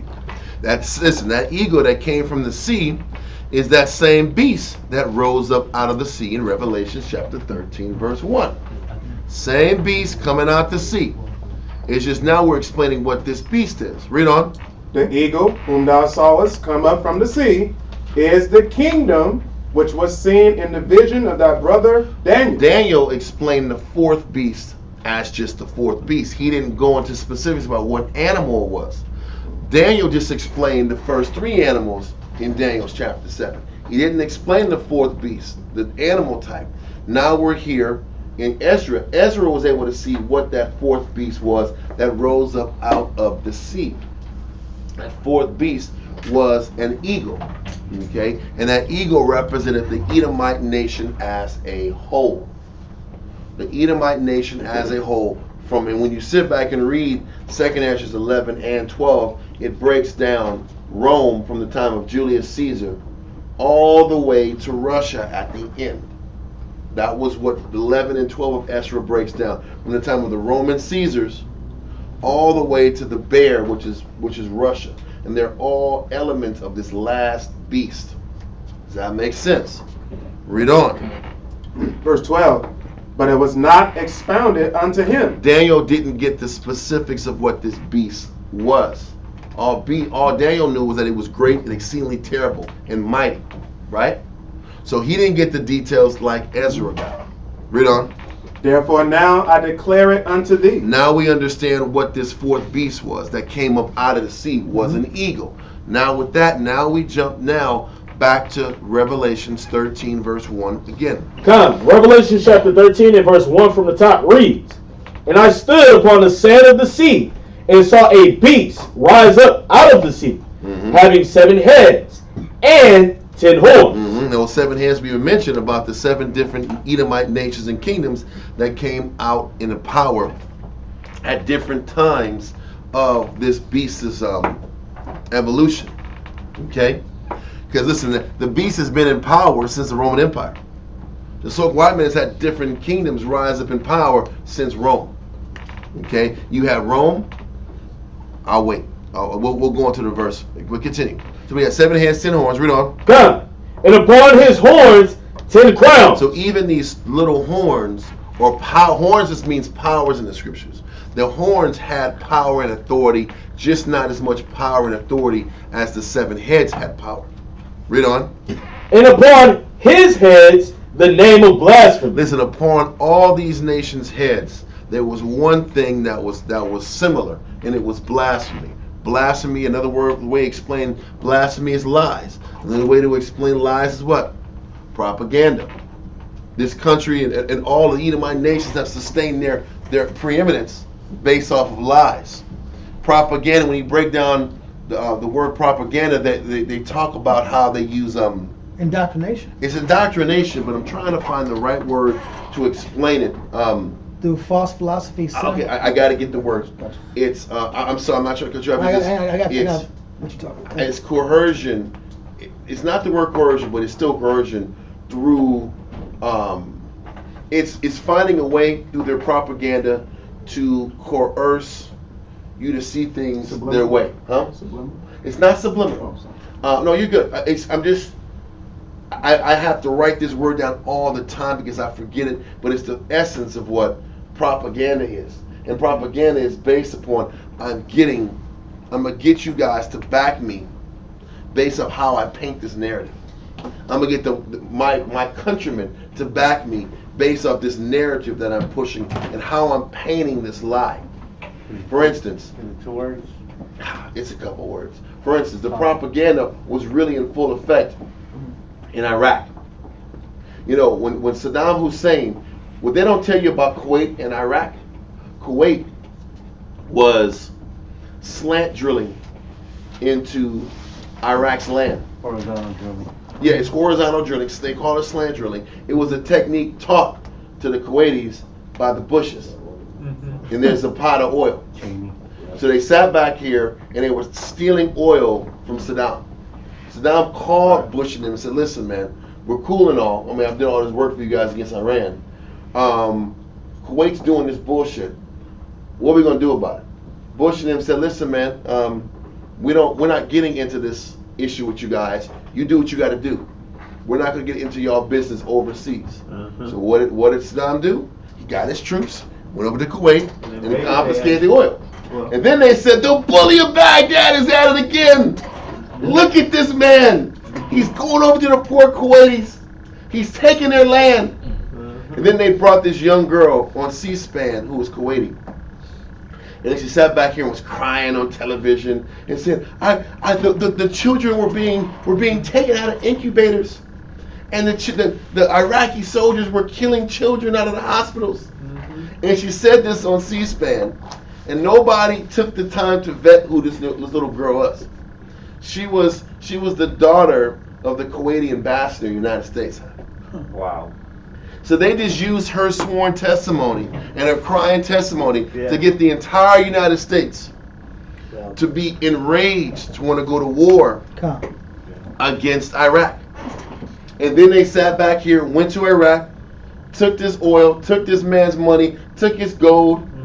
Then after that, they put sanctions on him, put no-fly zones on him, broke him financially. Destroyed him. Then they came back and said, Saddam Hussein, which is not Saddam Hussein, but the guy from Afghanistan, what's his name? Bin Laden. Bin Laden blew us up. He did it too. All these guys, they're really Saudi Arabians.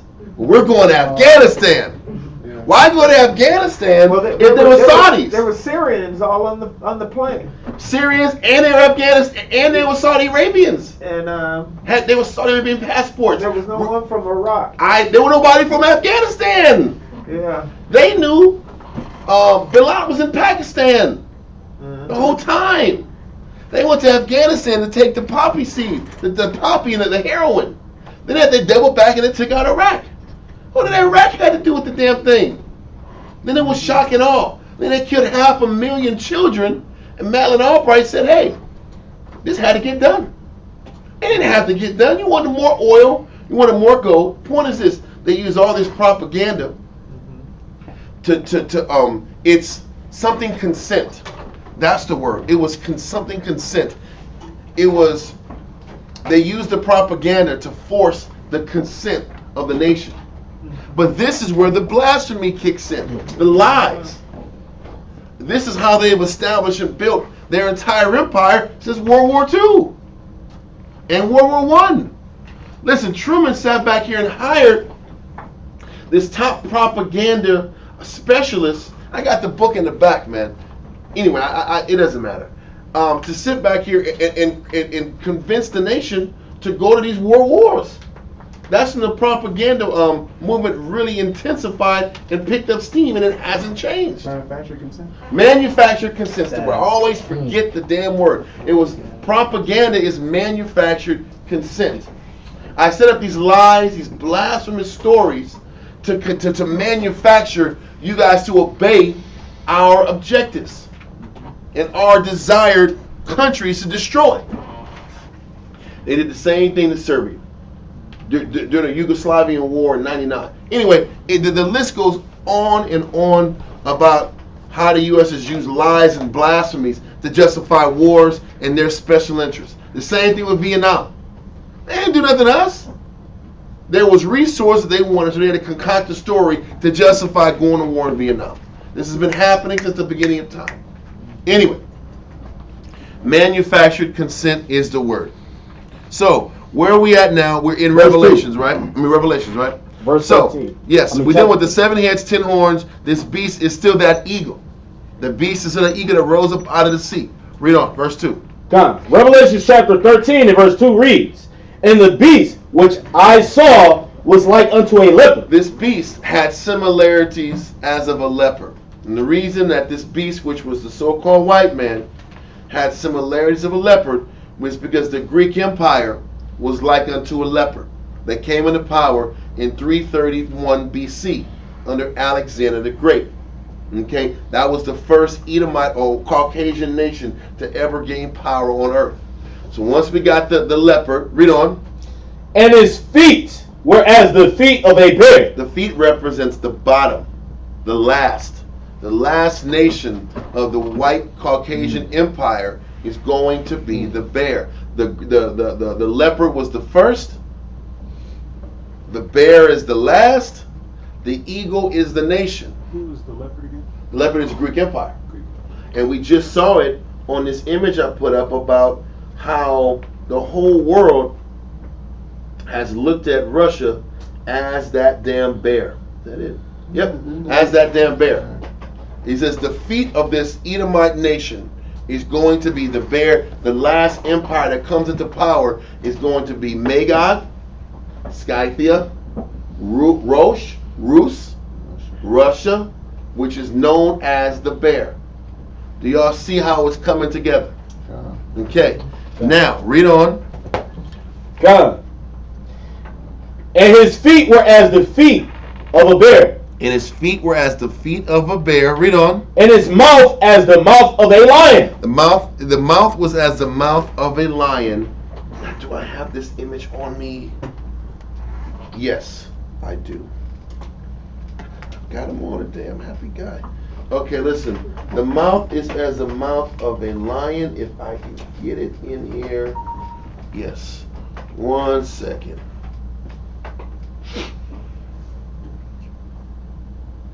Okay. I'm going to explain this. The mouth that's like the mouth of the lion is referring to the British banking systems. We're going to prove this. Okay, if you guys look at the image online, you'll see America and Britain coming together and unifying as two nations that are united themselves in policy and, I guess, disposition. You'll see the eagle on the top left-hand corner and the lion on the top right-hand corner. The eagle obviously represents America. The lion represents the British. So when it says that the beast, the Edomite kingdom, has the mouth of a lion, it's referring to what England has maintained even since they fell apart after World War II. What the British still had a strangle on was their banking system. Their banking system that they used to manipulate the entire world. Listen, when they're saying it was all the sun never sets on the British Empire, it was because they didn't have this great heavy military. But through their banking policies, they were the ones who could control the entire world without having to send hordes and hordes and hordes of military men to stay on top of all of their interests all around the world. They had a great navy, but their banking policies kept their newer banking policies kept the entire world in subjugation. So this is, and their banking policies are still used today through America and through NATO. This is how they keep all the countries under their thumb, under their control. Financially. But see, if you break them financially, there's not much you can do militarily. Right. And the lion is referring to, it's not about the speaking lies. No, that's another part. That's the blasphemy part. The banking system is how you can sustain kingdoms after you destroy them.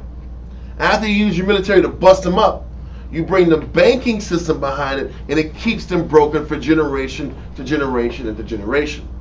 So this is showing you in this chapter all the different dimensions of the Edomite nation, the so-called white nation. Okay, they're known as the eagle, and damn near all these countries, these Edomite countries, go by the name eagle.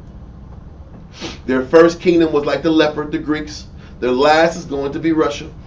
But their banking system is how they break people now.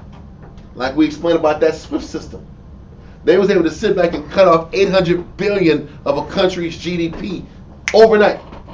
And normally that works. It just didn't work this time because it was meant for the bear to get on top. So let's get back to Revelations 13 and 3 again. Come. Revelation chapter. Huh? I don't know if you mentioned the lion and the eagle up top, too, why you brought it out, right? Well, yeah, I brought it up. Yeah. Up top, okay. Yeah, I thought I did, right? I'm still in 2 though. Give me 2 again. Come. Revelation chapter 13 and verse 2 reads, "And the beast which I saw was like unto a leopard." So this fourth kingdom, this eagle, represent the so-called white nation, was like unto a leopard because the Greek Empire was led by the leopard, which was the Greek Empire. Read on. "And his feet were as the feet of a The bear, feet of the bear is Russia. Read on. and his mouth as the mouth of a lion." The entire foundation of the Edomite kingdom is based off their banking system, which was dominated and created by the Brits. There's a reason why the Brits were the first people to start abolishing slavery around their colonies, because they came up with a better banking financial solution to keep the people down while simultaneously giving them the idea that they're free. So they through their banking policies, they were able to create slaves, sharecroppers versus pure slaves. And America was late to that party. But the Brits have been running India and all these countries like they were slaves, but giving them the impression that they were free men and women. And that was how their banking policies was able to subjugate the entire world. Slavery by banking. Exactly. But it was by creating the appearance that you're free, but you're really not. Let's keep going. "And the dragon gave him his power Mm-hmm. and his seat and great The authority." devil gave him his power, a seat, and authority. Read on. Verse 3, "And I saw one of his heads as it were wounded to death." One of his heads that was wounded unto death was the Roman Empire. When the Roman Empire fell by the Visigoths in 476 AD. Okay, that was when Rome fell officially, 476 AD. Read on. Come. "And his deadly wounds was healed." And the deadly wound was healed 1453 AD. That was when they came back into the power and re-emerged as the Spanish Empire. And that's when they started sitting back here conquering through their navy, and they sat back here and went to the Americas to start stealing resources and gold from who? From the natives out here in the Americas. Okay, so the next nation that came out of the power as the eagle was the Spanish Empire. But the so-called white man was not in power for 1,000 years. And this is the proof of it. Okay, read on. Come. "And all the world wondered after the beast." The world wondered how they were able to manipulate and control and subjugate so much territory. You sit back and see the Romans, they can only go so far. The Greeks can only conquer so far. The Americans conquered the entire world. And when you're sitting back here reading chapters like this, you have to understand, when you're talking about the beast, you're talking about the Edomite nation over extended periods of time. From the Roman times all the way to present day, how they were able to last so long with their empires. Subjugate millions of people. Their system was so remarkable. Their infrastructure, their scientific technology, their military innovations. Everything that established them as its elite power is why they were being wondered at. And they were amazed at their run, their subjugation, their power, and their longevity. So They've been successful for a minute. for a very long time. Now we're going to let that go. Now we're going to jump back to Revelation chapter 20. And it's an important reason that I'm going into this, and I explain it like this. So we just read in Revelations 13 and 2 that the devil gave this nation their power, seat, and authority, right? And that they were not in power for this period of time. What did it say exactly? Just to make sure I'm not adding things to it. Verse 2. No, I'm just going to read it real quick. It said that it was verse 3, and I saw one of his heads as it was wounded to death, and his deadly wound was healed. Okay, so that specific part is going to be explained in Revelations 20. Let's do it. Revelations 20 and what? 7. Revelations chapter 20, verse 7. And then the 1,000 years No, are... and when. Oh, it's lucky. And when the 1,000 years are expired, Satan shall be loosed out of his prison. People read Revelations 20 and they think this is some end time stuff.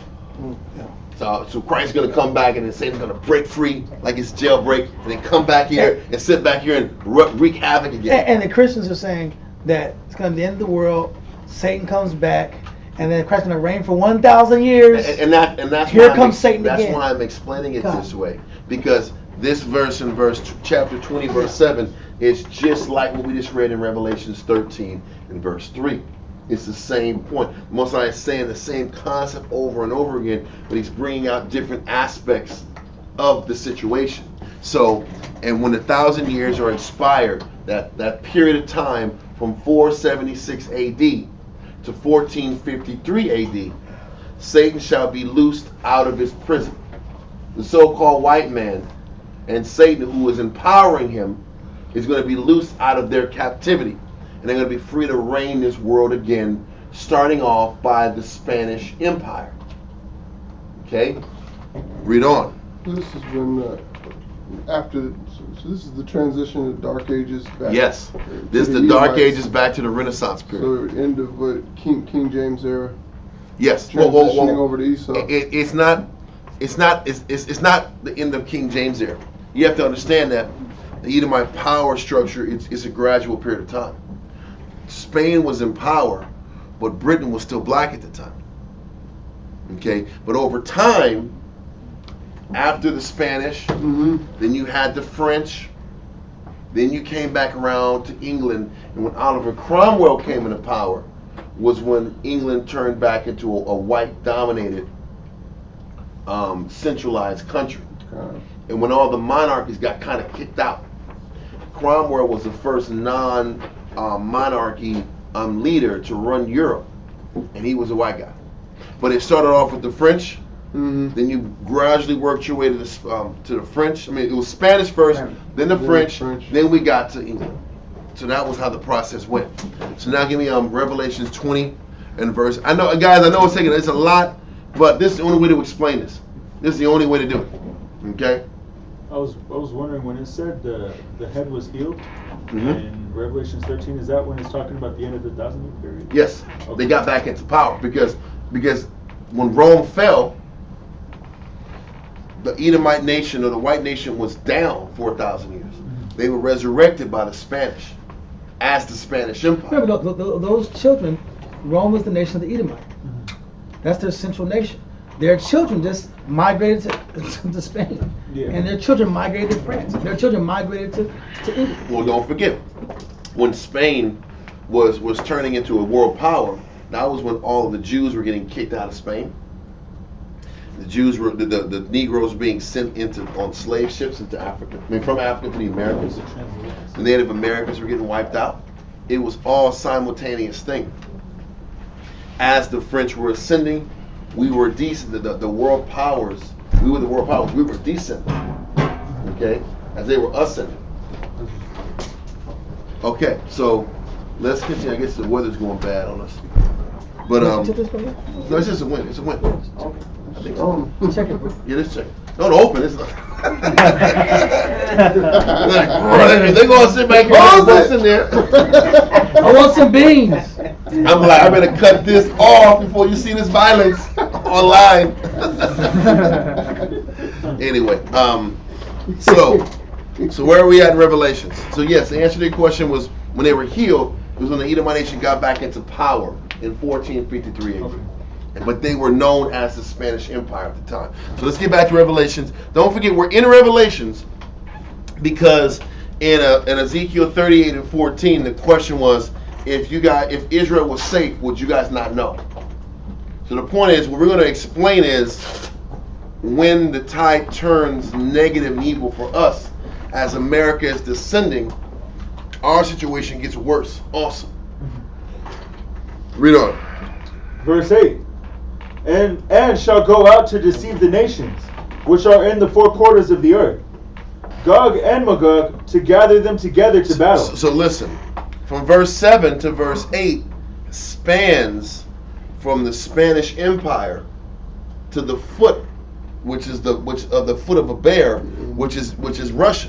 This is not just a year or two type of thing. This is telling you from the time that they got back out of their prison into being back in power in 1453, all the way to now they're Gog and Magog, which is the world powers at the time.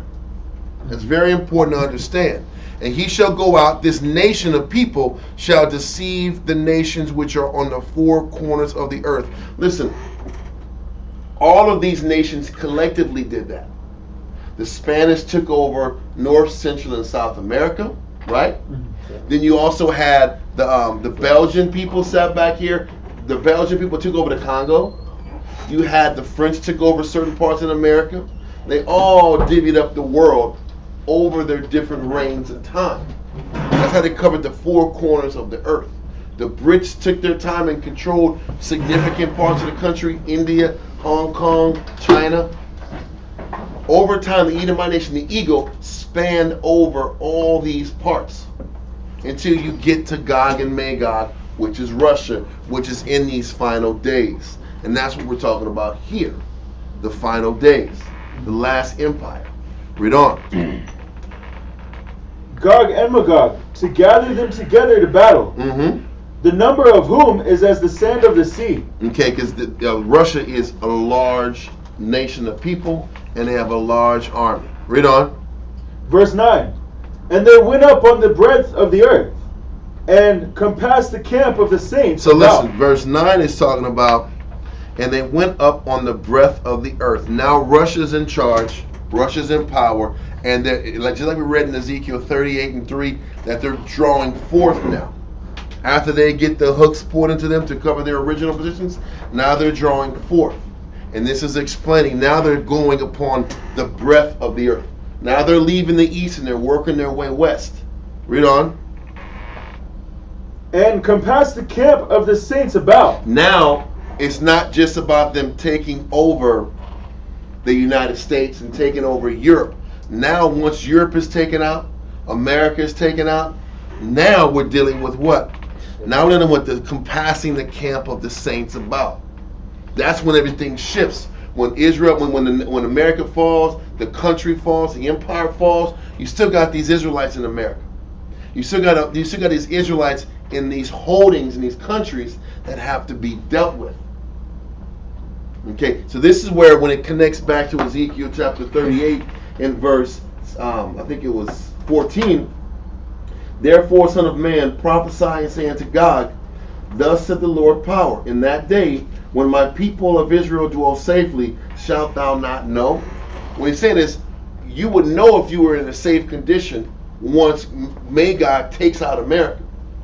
But he's telling you, we're not in a safe position once Magog takes over America.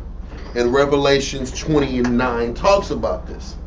Once America gets taken out and the whole world is encompassed, NATO is defeated, now they're going to encompass the camp of the saints.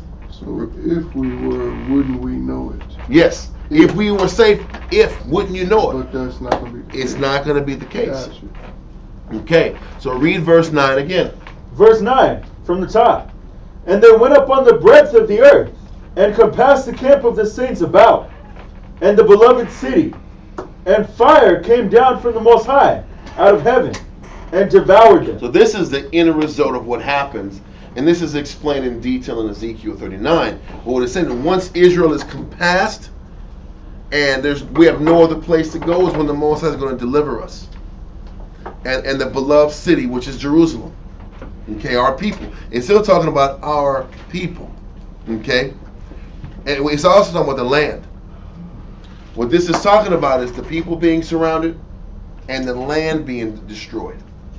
When these things are about to happen, then what happens? It says, and fire came down out of heaven and devoured them. Once we get pushed to our brink, and Magog turns their sights on destroying us, is when the Most High will deliver Israel. That's when it happens. When America falls first, Europe falls first, Europe turns on America. All these things are happening. And then when their sights are on us is when we'll get saved. This is why going into this chapter is so important, because these things that are happening are letting us know that the end is close. For the fact that the hook's being drawn into them. That's the first step. The next step is once they get their original land, which is Ukraine, they're going forward. That's the escalation. That's the second phase. Once they overcome that second phase, America's next. When they get to America, it's on. Then they're going to turn on us. And that's when the deliverance comes. Okay. Now let's let that go and go back to Ezekiel 39 and 15. Ezekiel chapter 38. 38, sorry. Ezekiel chapter 38, verse 15. We're going to go to Ezekiel 38 and 15, and then we're going to jump to another chapter.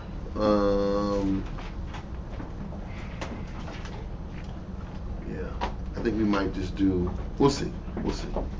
So read Ezekiel, oh, I messed up, what was it? Okay, read Ezekiel 38 and verse 15. Ezekiel chapter 38, verse 15. And thou shalt come from thy place out of the north parts. So now, he's saying Magog is going to come from his place out of the north parts. That's how you also know that rush is coming out of the north. Rush is coming out of the north parts, the northeast to be specific. Read on. Thou and many people with thee, all of them riding upon horses, a great company and a mighty army. See how it's all tying in? Russia is sitting back going to come in with this great army from the north parts. And how we're going to connect this north parts word is by going to Jeremiah chapter 50. Verse 1 through 9. What's that? Oh. Jeremiah chapter 50, verse 1 through 9 will explain that north parts angle, so it makes sense. Jeremiah chapter 50. You gotta understand. What you gonna say? It's page 387. You have to understand that the Most High is putting pieces together through these precepts and through how the words are explained. Jeremiah says the same thing Ezekiel is saying. Ezekiel is saying the same thing that Revelation is saying. It all comes together. It all comes together. Read Jeremiah chapter 50, verse 1. Now this is talking about the fall of America. Jeremiah 50 talks about the fall of America. And 51. So let's go chapter 50, verse 1 through 9. Come. Jeremiah chapter 50 and verse 1. The word that the Most High spake against Babylon and against the land of the Chaldeans. So we know that he's talking about against Babylon. Babylon is referring to who? It's talking about America. Okay. Now, let me see if I can pull this real quick to tie that in. I can pull this verse in forever.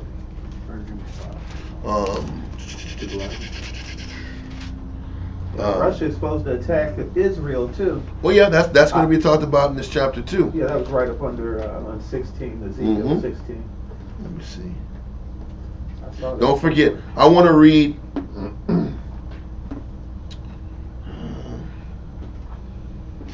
I'm not going to go there. We'll just read verse 1 again. Come. Jeremiah chapter 50, verse 1. The word that the Most High spake against Babylon and against the land of the Chaldeans by Jeremiah the prophet. Now listen, the Chaldeans were what? Were a special group of sorcerers that were the magicians of the country of Babylon. and he's explaining how America is very much like ancient Babylon, based on their sorcery, their science. Don't forget, sorcery and wizardry that was the word of what science was back in the day. It was alchemy, sorcery, alchemy, science. That was how things progressed over time. So nowadays in America, the sorcerers or the Chaldeans are now your major science and industry people. How they're creating the science and in the weaponry side, television, media, the whole nine. This is how America's sorcery has bedazzled and astounded the world to this very day. So now we got America, the land of the Chaldeans. This is what's going to happen to them at the end by Jeremiah the prophet. Give me verse 2. Come. Declare ye among the nations, and publish, and set up a standard. Publish and conceal not. Don't lie about what's going to happen and how it's going to happen. Read on. Say Babylon is taken. This is at the end. Babylon is taken. Babylon has fallen. America has fallen. Read on. Bel is confounded. Matter of fact, I gotta go here. Psalms 137.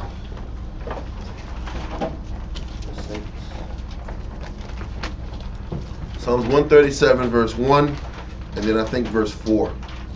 No, hold on, let me see. 137. No, 137, verse 7 and 8. Page 310 in the blue book. Page 310 in the blue book.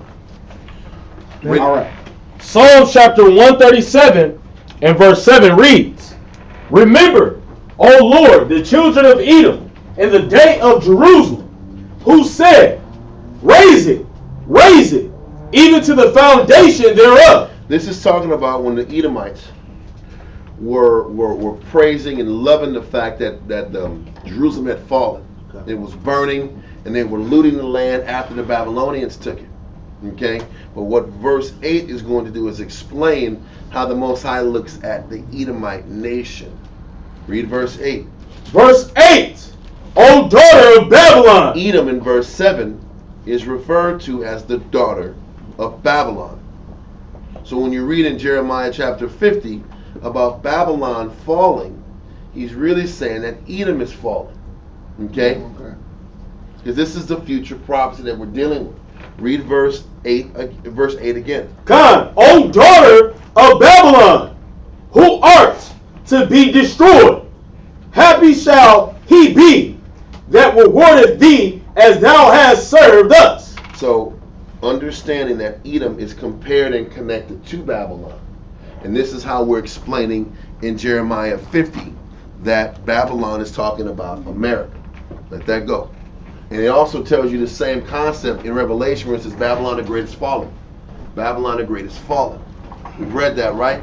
I don't want to go to it right now because it's going to take it too far away from the point. But Babylon is Edom. So, read verse 2 again in Jeremiah chapter 50 and verse 2. Come, declare ye among the nations, and publish, and set up a standard. Publish and conceal not. Say, Babylon is taken. Bel is confounded. Bel is the main god of the Babylonian nation. What he's saying now is what the God of America has fallen. That what America has sat back here and sustained their country on has fallen. Their power source. Their power source has fallen. Their economy has fallen. Their God is, America's God is money. America's God is, I have the bigger gun than you so I can sit back and dominate you. All the weapons that they've used to control and manipulate with their banking system for people for hundreds of years is not working anymore. So Bel is confounded. Read on. Merodach is broken in pieces. Merodach is another idol. It's broken in pieces. The things that they founded, or the foundation of their nation, is falling apart. Read on. Her idols are confounded. Mm-hmm. Her images are broken in pieces. He's explaining that America has fallen apart. This is a future prophecy. And this is how we can connect it and tie it in with Magog. Read the next verse. For out of the north there cometh up a nation against her. Up from the north parts. We just read that in what? Ezekiel 38 and 15. Read that verse again. Hold this and go to Ezekiel 38 and 15. Ezekiel chapter 38, verse 15. It says... Hold on, make sure everybody gets it. Ezekiel 38 and 15.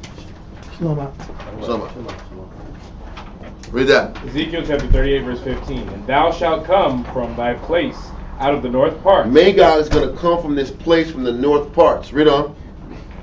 Thou and many people with thee, all of them riding upon horses, a great company and a mighty army. So he's explaining that Russia, Magog, is going to come from the north parts. And then we sit back and read in Jeremiah 50 and verse 3. Read that again. Come. For out of the north there cometh up a nation against her. Out of the north, Russia, Magog, is coming against America. And they're going to be the ones that break down and destroy Babylon the Great. Read on. Which shall make her land desolate, and none shall dwell therein. So listen, America's going to be made desolate, and the wall is going to fall. Yeah. You good? It's looking real suspect, man. Bend it. Yeah, they're just trying to give it arch. There you go. Yeah, bend it. Everything's gonna be okay now. No, it's okay. I don't like it all. Like anyway, yeah, I'm just weird like that. We're good. I think that should survive. Yeah. So anyway, read verse 3 again. Come, for out of the north there cometh up a nation against her, which shall make her land desolate, and none shall dwell therein. They shall remove, they shall depart, both man and beast. Listen, when the country from the north gets in power, they're going to wipe out Babylon, which is Edom, which is another part of their nation, America. Read on. In those days, and in that time, saith the Most High, the children of Israel shall come, they and the children of Judah together. Where in the world is Israel and Judah together? In America. For the most part in America. Right Yeah, they're sprinkled around the world. But for the most part, we're here. And Russia's going to come down, take out Babylon, the same place where we're in here together. No. Also, you got wall. Okay. So, in the place where Babylon the Great is, where Russia from the north part is going to come take out America, that's also the place where Israel, Judah and Israel is going to be together in that same place. Read on. Going and weeping, they shall go and seek the Most High, their power. They shall ask the way to Zion with their faces. Now, this is saying the same thing that we just read in Revelation chapter 20. In Revelation chapter 20, it said there was going to compass the saints of the Most High. And then they were going to plead to the Most High, and the Most High was going to send fire from heaven and take out Magog. We're in the same situation here where the northern kingdom and the southern kingdom is going to come together and weep, and they're going to seek the Lord power once Russia wipes out America. It's being said in the same different chapters, the same concepts. Different prophets are explaining it how it's going to go down. Read on. Come, they shall ask the way to Zion with their faces thitherward. Then the Jews are going to want to read the Bible out. When Russia comes in, then everybody wants to be a Jew at that point. when the shit hits the fan out, then everybody wants to send some prayers and go face the east and send some Hebrew up out. That's what's going to happen. That's what the scriptures are saying. Read on. Saying, come and let us join ourselves to the Lord in a perpetual covenant that shall not be forgotten. My people have been lost sheep. Their shepherds have caused them to go astray. They have turned them away on the mountains. They have gone from mountain to hill. They have forgotten their resting place. All that found them. We've forgotten our resting place. We've forgotten who we are. Our priorities are all messed up. When this place collapses, then everybody's going to find Jesus again. The ones who were supposed to. The Israelites who were supposed to. Read on. All that found them have devoured them. And their adversary said, we offend not, because they have sinned against the Most High. And this is what the nations are going to sit back here and keep saying. This is what Russia's going to say. This is going to be their justification. This is what America says. We didn't offend anybody. The Jews are the ones who broke the law. So why are we going to get punished for punishing the ones that you wanted us to punish? This is what the nations are saying. All that found them have devoured them, and their adversaries, and our adversaries is America, eventually Russia, all the nations that exploited us for cheap labor, exploited us and took advantage of us. Canada too. They're going to, Yeah, all of them, Peru. they're going to sit back here and say, we offend not, because they have sinned against the Lord. We didn't do nothing the Most High. We just did what you told us to do. Manifest destiny was something you told us to do. You allowed us to take out the Native Americans from sea to shining sea. You allowed us to sit back and rape, rob, and pillage all the native people. And it was because they sinned. It wasn't our fault. This is what Esau is saying to justify their position in the world. Read on. The habitation of justice, even the Most High, the hope of their fathers. Remove out of the midst of Babylon. So this is the posture they're taking against us. And now the Most High is reminding us to remove ourselves out of Babylon. Read on. And go forth out of the land of the Chaldeans. So he's like, leave spiritually. Because you should read the same thing in Revelation chapter 18. Read that real quick, 18 and 4. I hope we're starting to see the connection. All these prophets are saying the same thing, man. So Jeremiah 50 and verse 8 says, remove out of the midst of Babylon and go forth out of the land of Chaldeans and be as the he-goats before the flocks. Leave, spread out, get out of this place. But read Revelations 18 and verse 4. Come. Revelation chapter 18, verse 4 reads, and I heard another voice from heaven saying, come out of her, my people, that ye be not partakers of her sins. So you read in Revelations 18, it talks about Babylon is fallen. Babylon is fallen. Babylon the Great is fallen. He's saying the same thing. Come out of this country. Come out of the mindset of this country. We can go over a laundry list of sins that this country perpetuates. Whether it's LBGTQ, all these different... Feminism. Feminism. Consumerism. What's that? I said P. Oh yeah, of course. All that stuff. All the wickedness that this place is about. Yeah, He's like, come out of this mindset and commit yourselves back to the laws, statutes, commandments of the Most High. But John the Revelator is saying that in Revelations. Now we're in Jeremiah. Jeremiah is saying the same thing. Come out of the land of Babylon. Come out of the Chaldeans' way. Be as he-goats amongst the flocks. Read on in verse 9 in Jeremiah. Come. I'm doing it. For lo, I will raise and cause to come against Babylon an assembly of great nations from the north country. An assembly of great nations from the north country. It's still talking about the northern parts, Magog. And all of it's being instigated and initiated by Babylon. Babylon is initiating the northern country to sit back and come forth and take out America. This is all prophecy. This is all prophecy.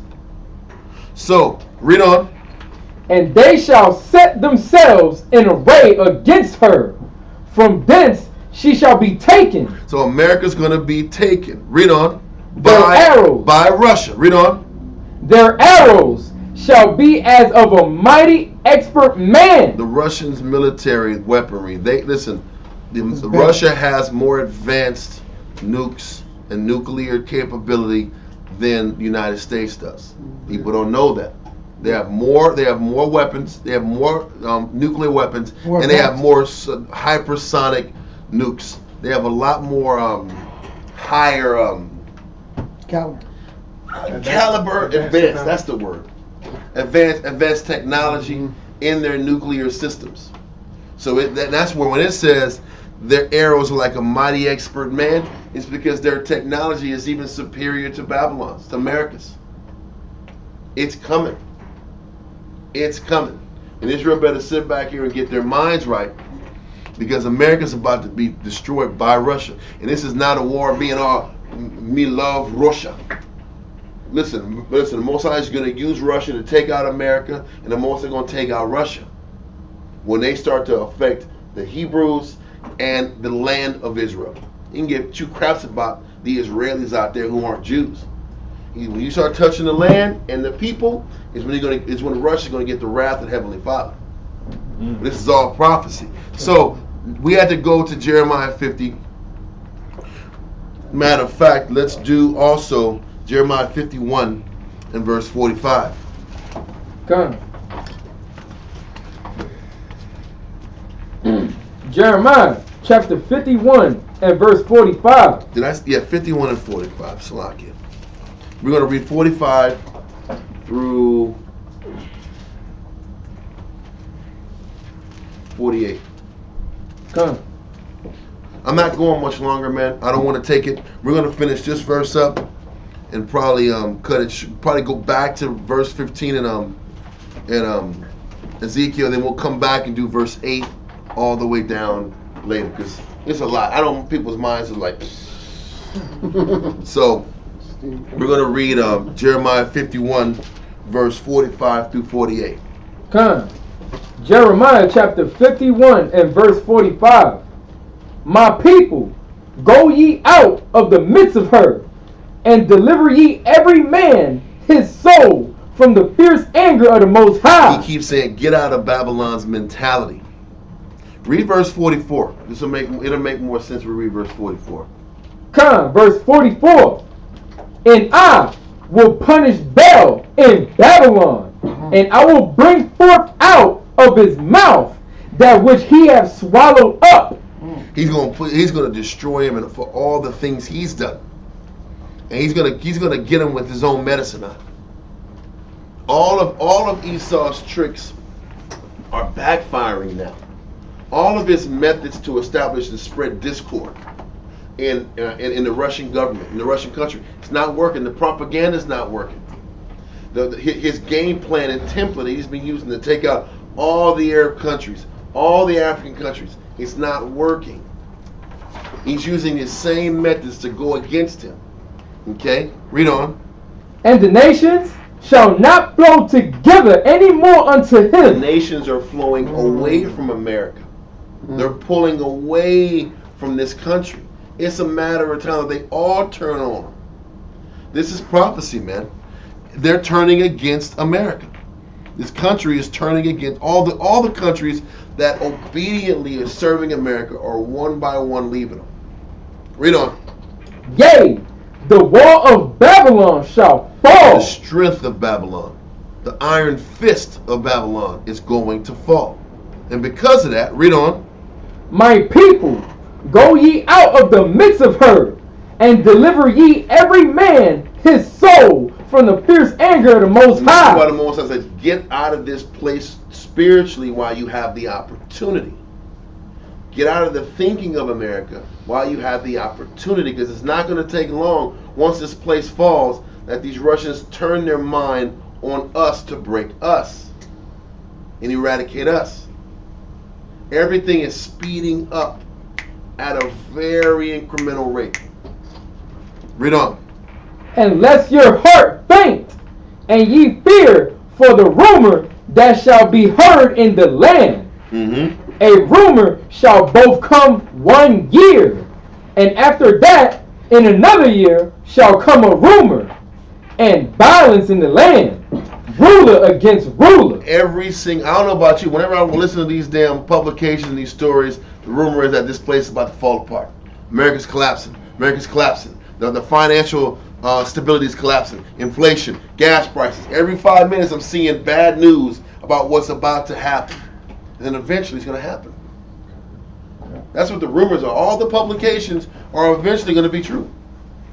The rumored downfall of this country, we've been hearing rumors for years. But we're at the point where the rumors are about to be actualities. Read on. Therefore, behold, the days come that I will do judgment upon the graven images of Babylon. It still talks about the foundation of what this place has been built on and how he's going to do damage against it. Read on. And her whole land shall be confounded, and all her slain shall fall in the midst of her. Mm-hmm. Then the heaven and the earth and all that is therein shall sing for Babylon. And that's talked about in Revelations 18. How they're crying for Babylon. Read on. For the spoilers shall come unto her from the north. It keeps happening. The verses keep going. The spoilers are coming from the north. The spoilers are coming from Magog, coming from Russia. They're going to be the one that's going to take down America. Read on. Saith the Most High. Listen, now we're going to finish up with Ezekiel 38 and 15, and then we'll get back to the rest of it next week. Ezekiel chapter 38, verse 15. Let me get there real quick. Read that, sir. It says, and thou shalt come from thy place out of the north part. Now we're seeing how it's coming together. He says, you guys, Magog is going to come from the north parts. Read on. Thou and many people with thee, all of them riding upon horses, a great company and a mighty army. And so listen. And like I said, we can go into more of it, but like I said, it's getting late. It doesn't make sense to keep driving it through. Next week, we'll briefly go over this, and we'll finish up verse 8 and go all the way down from 8 all the way back down to 23. Are there any questions? Yes. You mentioned something about Gog and Magog. Can you explain that for me one more? You got to listen to that in class. I'm not going to that right now. Because Gog is the leadership of Magog. That's what I'm saying. That's what I want. Gog is the leadership. I ain't going into another 30 minutes. No, I'm not saying Gog that. is the leadership. Gog is the leadership. The president, leader, whoever of Magog, which is the country of Russia. Okay. All right. Any other questions? Listen, Wada for tuning in, and we'll go on to more of it on Monday. Peace and love. Shalom.